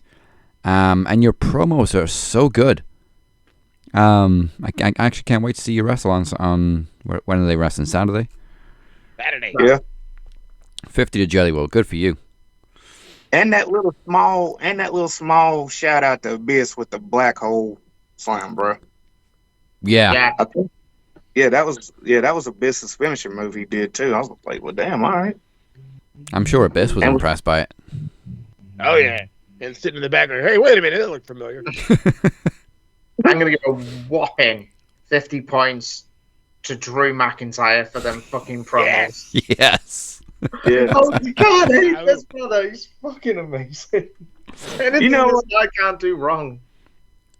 You know what? Fuck it. Change my Bronson Reed points to 50. Fuck it. Let's just go. We're just racking them up today, huh? Yeah, just give 50 to Bronson. 50 for everybody. 50 for everybody. You get a 50. You get a 50. You get a 50. I'm gonna give 20 to Blake Monroe for that quite scathing promo she did, and the way she insulted Jordan Grace was. It was quite funny. People say it was a bit cringe, but I thought it was fucking funny. So 20 to Blake Monroe. Hell yeah. Mariah made the sickos out there who don't watch WWE. She is racking those points up on this board. She's on 90 now. She is. I've got a new tradition I want to do as well. 10 points to Julia for just being Julia. How many for Julia? 10 for Julia for just being Julia. Dude, she made Booker T fold, dude. Like, who does that? Right? She did. It was fucking great.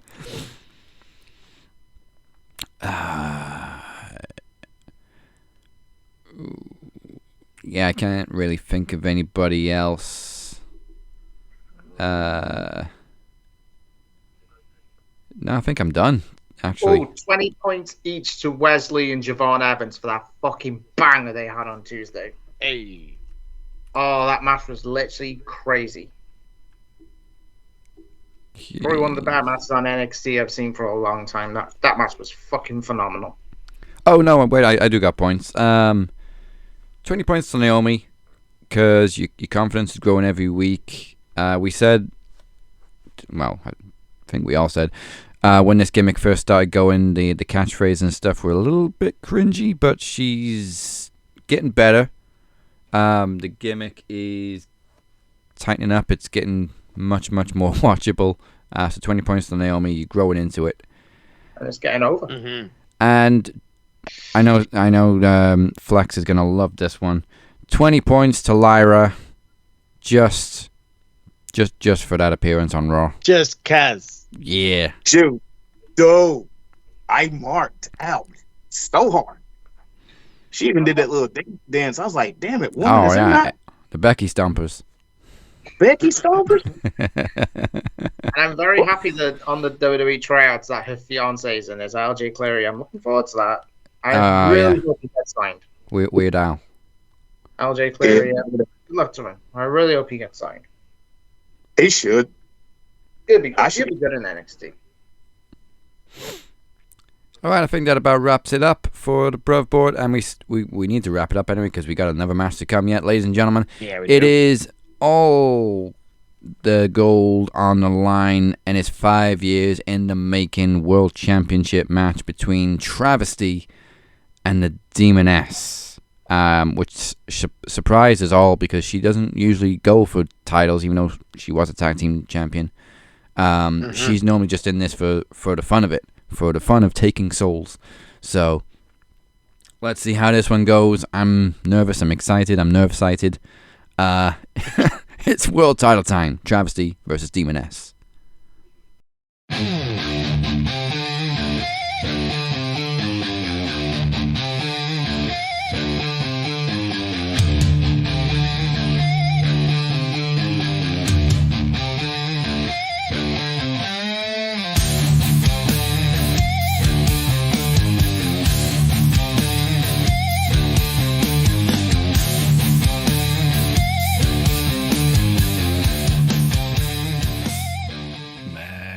Wrestling and PromoSlam fans tuning in worldwide.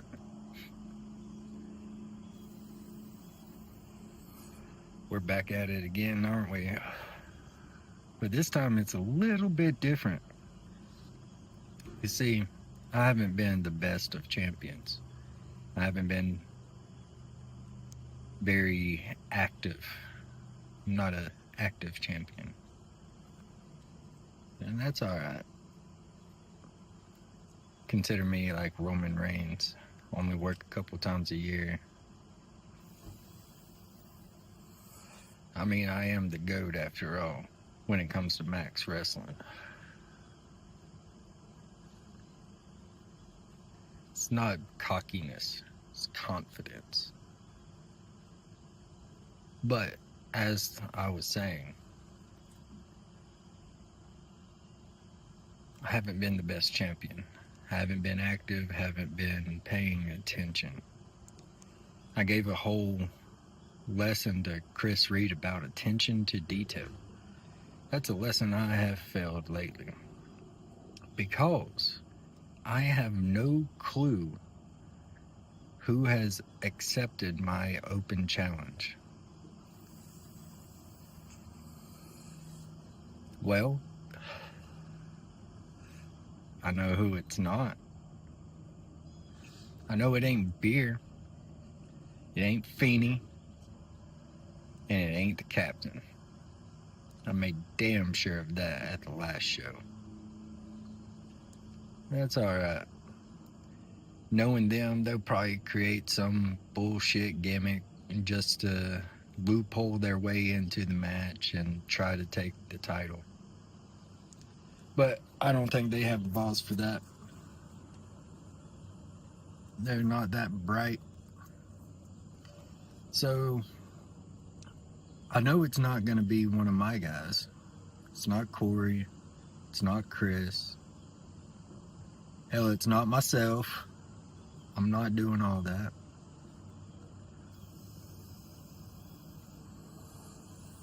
So, it makes me wonder, who else is left? It's not Blade Rodriguez. That bitch backed out of my challenge. Should have been Blade Rodriguez. But it wasn't. Is it going to be a newcomer? Somebody I've never even seen before? Nah. So it must be somebody from this newest faction. It's the only thing that makes sense. So, process of elimination. Who could it be? Robert Davis, Michael Larkin. I don't even know who's all in this faction, honestly. But it's not going to be either one of them either. they have no interest in battling me when it comes to promos, which is fine. That's fine. So is it Emir or AT Wrestler? That bitch is too scared to face me.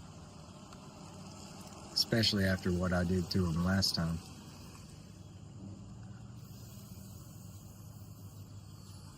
So, by process of elimination, it would appear that there is only one option.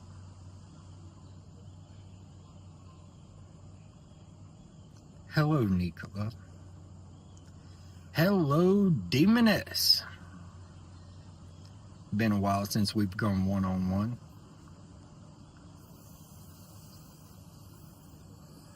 Yeah, that's right. I'm doing the same thing I did last time. I'm wasting everybody's goddamn time. Because that's all I got is time. So, I do apologize, Demoness. You're not getting the walker. Your match this evening is going to be an absolute travesty. Now, honestly, I could not give two shits about winning this match.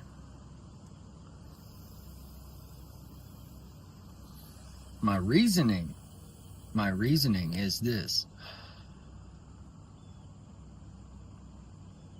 I only wanted to make sure Dragon Club did not have this title. I had to make sure they lost it. I had to make sure they lost everything. Even their opportunity, which I have done successfully. They have not been able to slay this dragon. They forget that I am the American Dragon. Whether they kick me out of Dragon Club or not, Ima Ohi, I am still here. But anyways, let me digress and get back to the promo at hand. Nicola.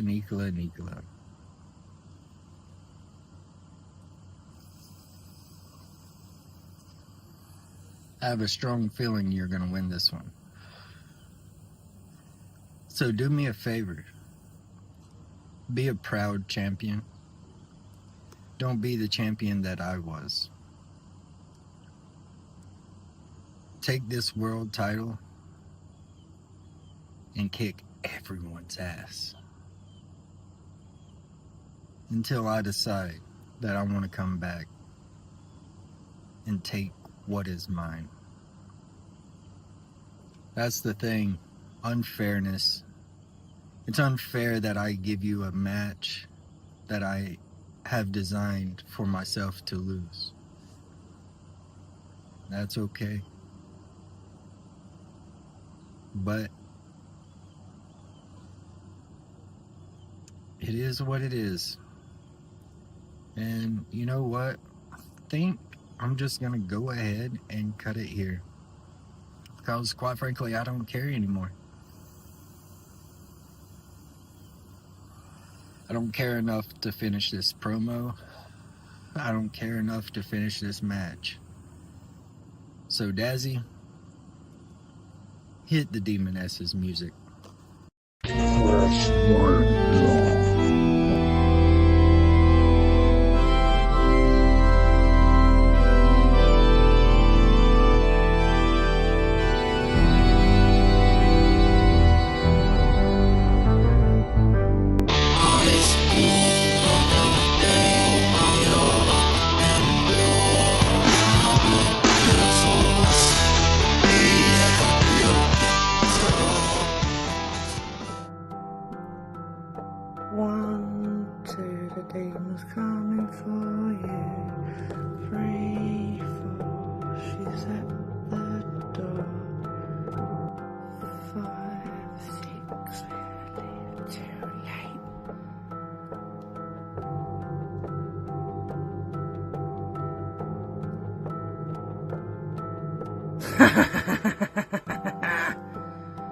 She's coming for you.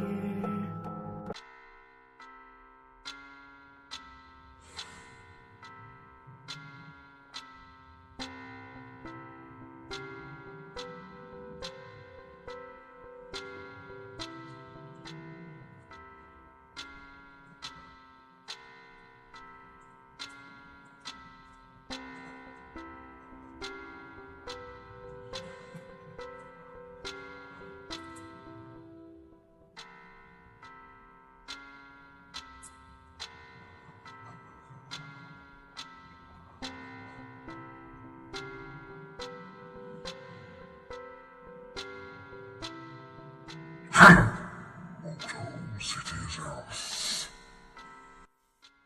The Demoness with Lily and Sigourney.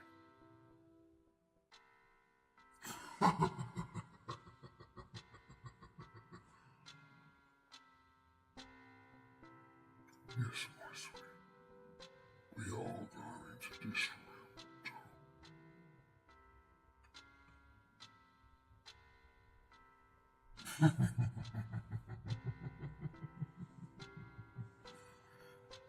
my sweet Mongols.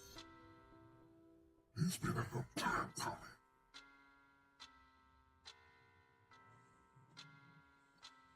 I'm really focusing on you.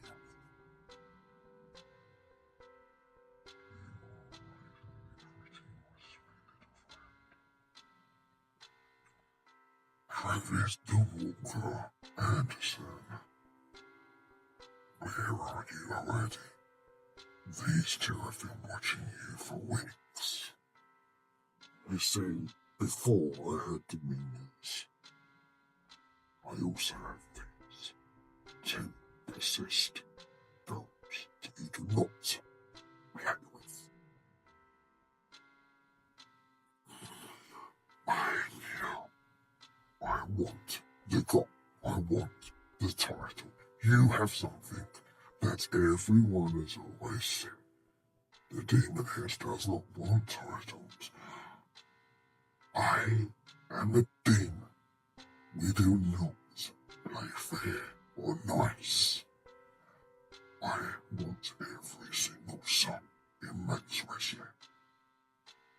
Every one of you. Barring the c.w.o, of course. Their new friends. And family. We are going to take over the world and men's wrestling. Whether you are Travis or the Travisty, whether you are Flex, it does not matter who you are. We are all coming for the gold and fast up. Unfortunately, Travis, it's you. Now, we have a history.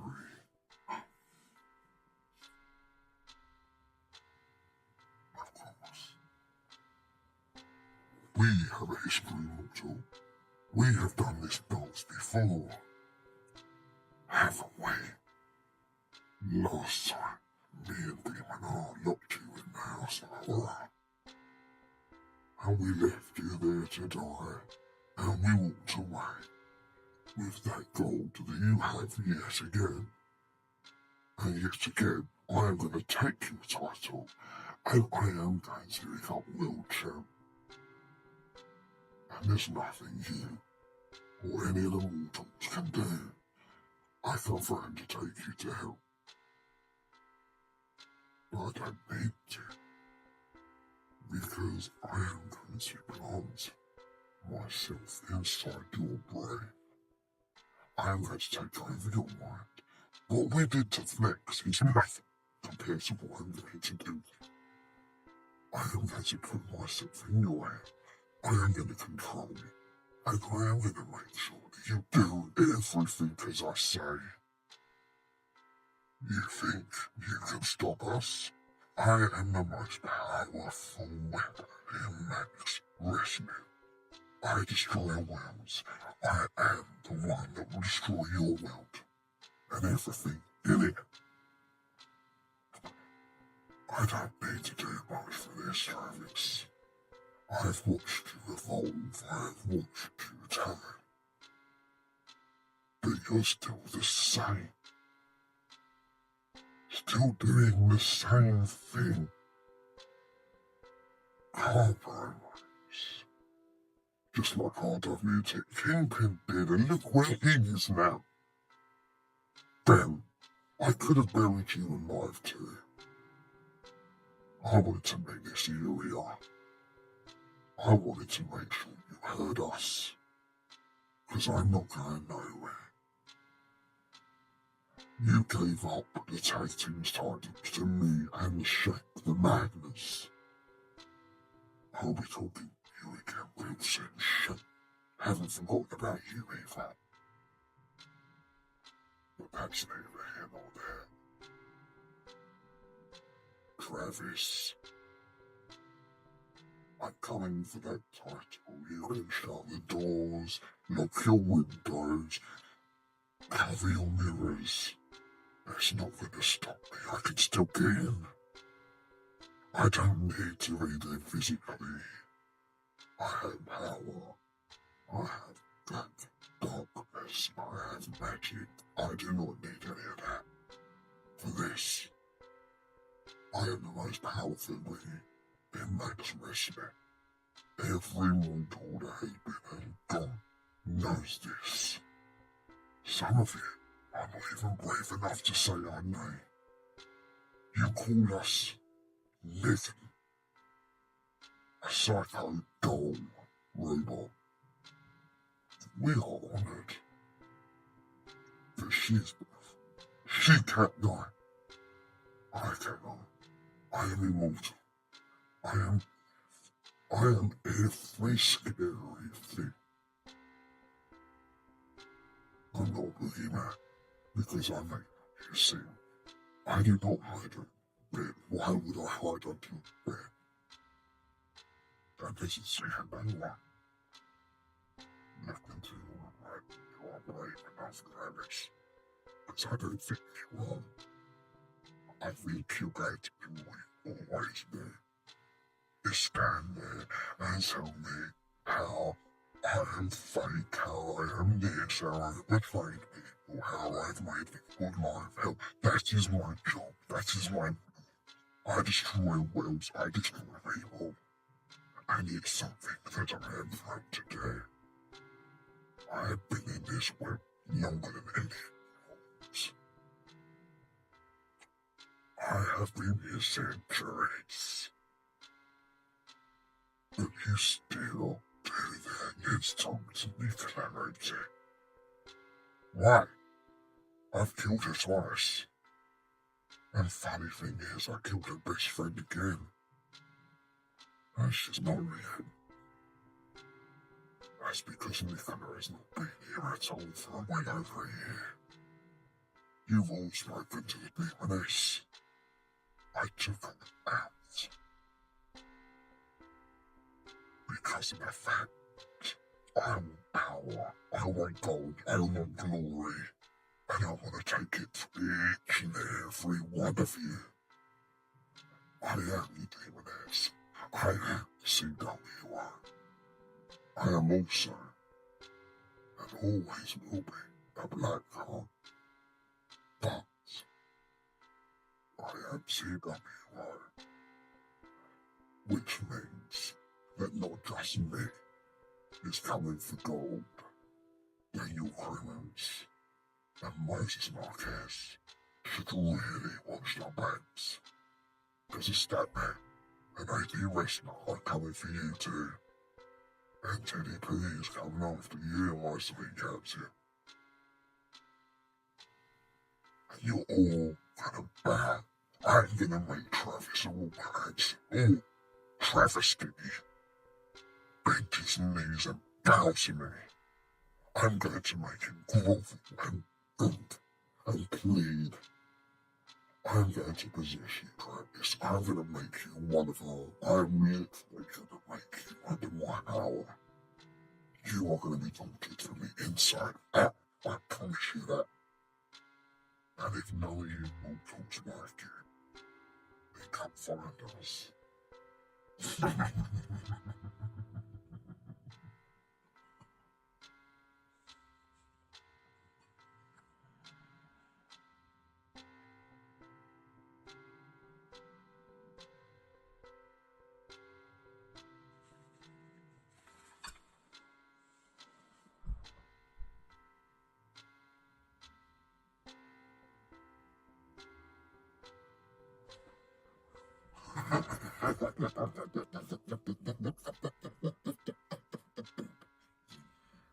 You're all tamed. See you soon, Travis. Lock the doors. I'm coming for you.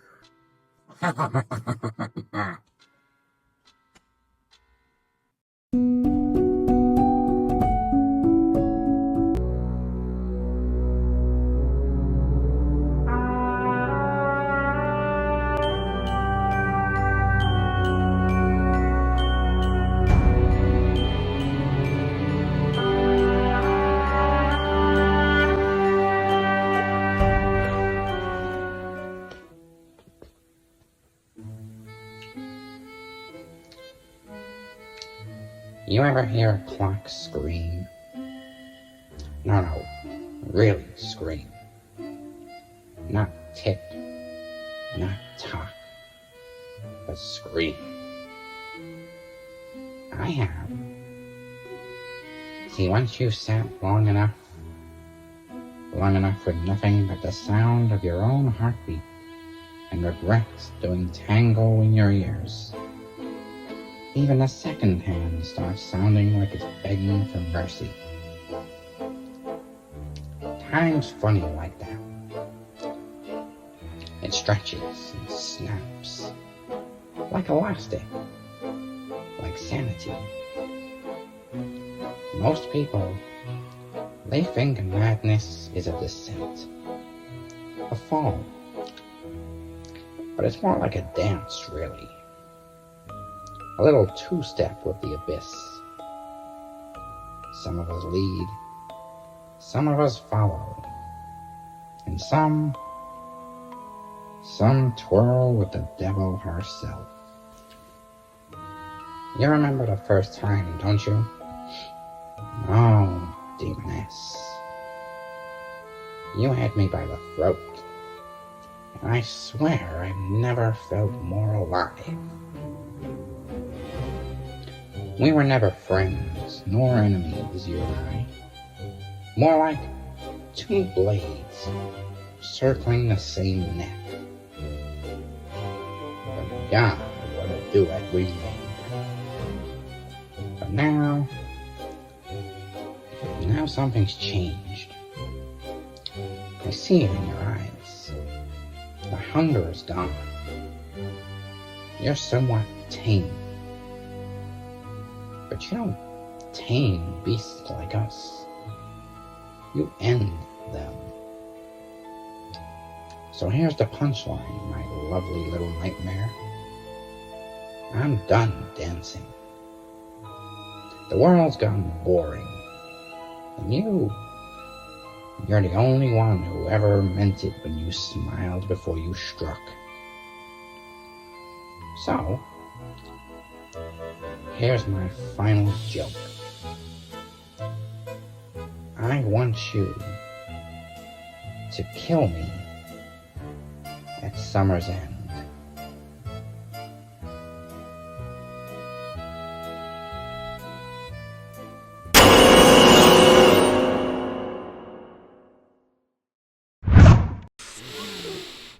Lord. A lot of things to go down there. I guess we're gonna see the Jester at Summer's End, but first and foremost, nobody is safe. Congratulations to the new Max World Champion, the Demoness. They couldn't get them all, but they got one. And you know what that means? That means the ban is lifted, but I don't think I want it to be lifted because I'm scared. I'm not afraid anymore. Come on, boys. I'm not afraid anymore. Hey, here comes old man Marley. Never mind. Yeah, never mind. I'm going back in the house. Yeah, I didn't see any of this coming, but the Demoness is back on top. And good luck to anybody going after it. That's all I gotta say. No, sir. All right, well, thank you for joining us for this blockbuster promo slam. We appreciate you all. Before we close this up, let's find out what's in store for the TSK with Click Talk.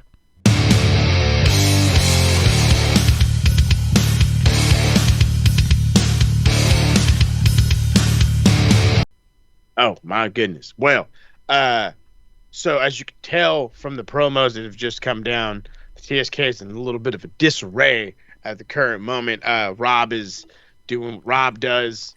Me and DC are good, and then Harold is, well, he's a busy man, let's just put it like that. But the fact is the TSK is coming back to you. When is a matter of figuring that part out. I don't want to proclaim that we're going to have a SummerSlam review, because I will admit the boys are going to be busy on that Saturday. I don't know so much about the Sunday. But if we do get one, you'll hear about it on the Max Facebook page. As well, I'll drop a cool little teaser video before we drop it. That way everybody gets all nice and excited.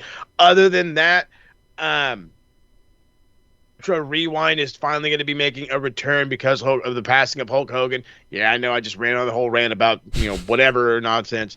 But Hogan was the reason a lot of us got into wrestling. Hogan was the reason a lot of us stayed into wrestling, or at least hated it. Regardless, he had a big part in our life. So the boys, or at least me and DC for sure, are going to do an episode, a Nitro episode or a WCW pay-per-view, so we can talk about him and his good stuff. And we'll do a nice little review on that one as a slow return of Retro Rewind. And then, of course, the Footy Talk's coming. There's just so much going on. I've got the busiest weekend of my life happening right now. And then 2 weeks after that, I go on vacation. So I hope to be dropping more content before then, but the only way to know it is by following us on all the socials so you could be a part of the traffic. Make sure you follow us on the evil Twitter machine, Max Wrestling UK, Captain 512, the Captain 512, SMR Podnet, and of course, Max Football Pod. Check out the website where you can find all these links and a whole bunch more. And then, of course, do not forget to hit the subscribe button, follow button right here. Start on the YouTube, go to Facebook, follow us on Twitter, Instagram, TikTok, all the fun socials. And again, you can get all them by going to maxwrestlingnet.weebly.com. Damn straight. I'm not sure how long this episode is at the moment, because obviously we're recording.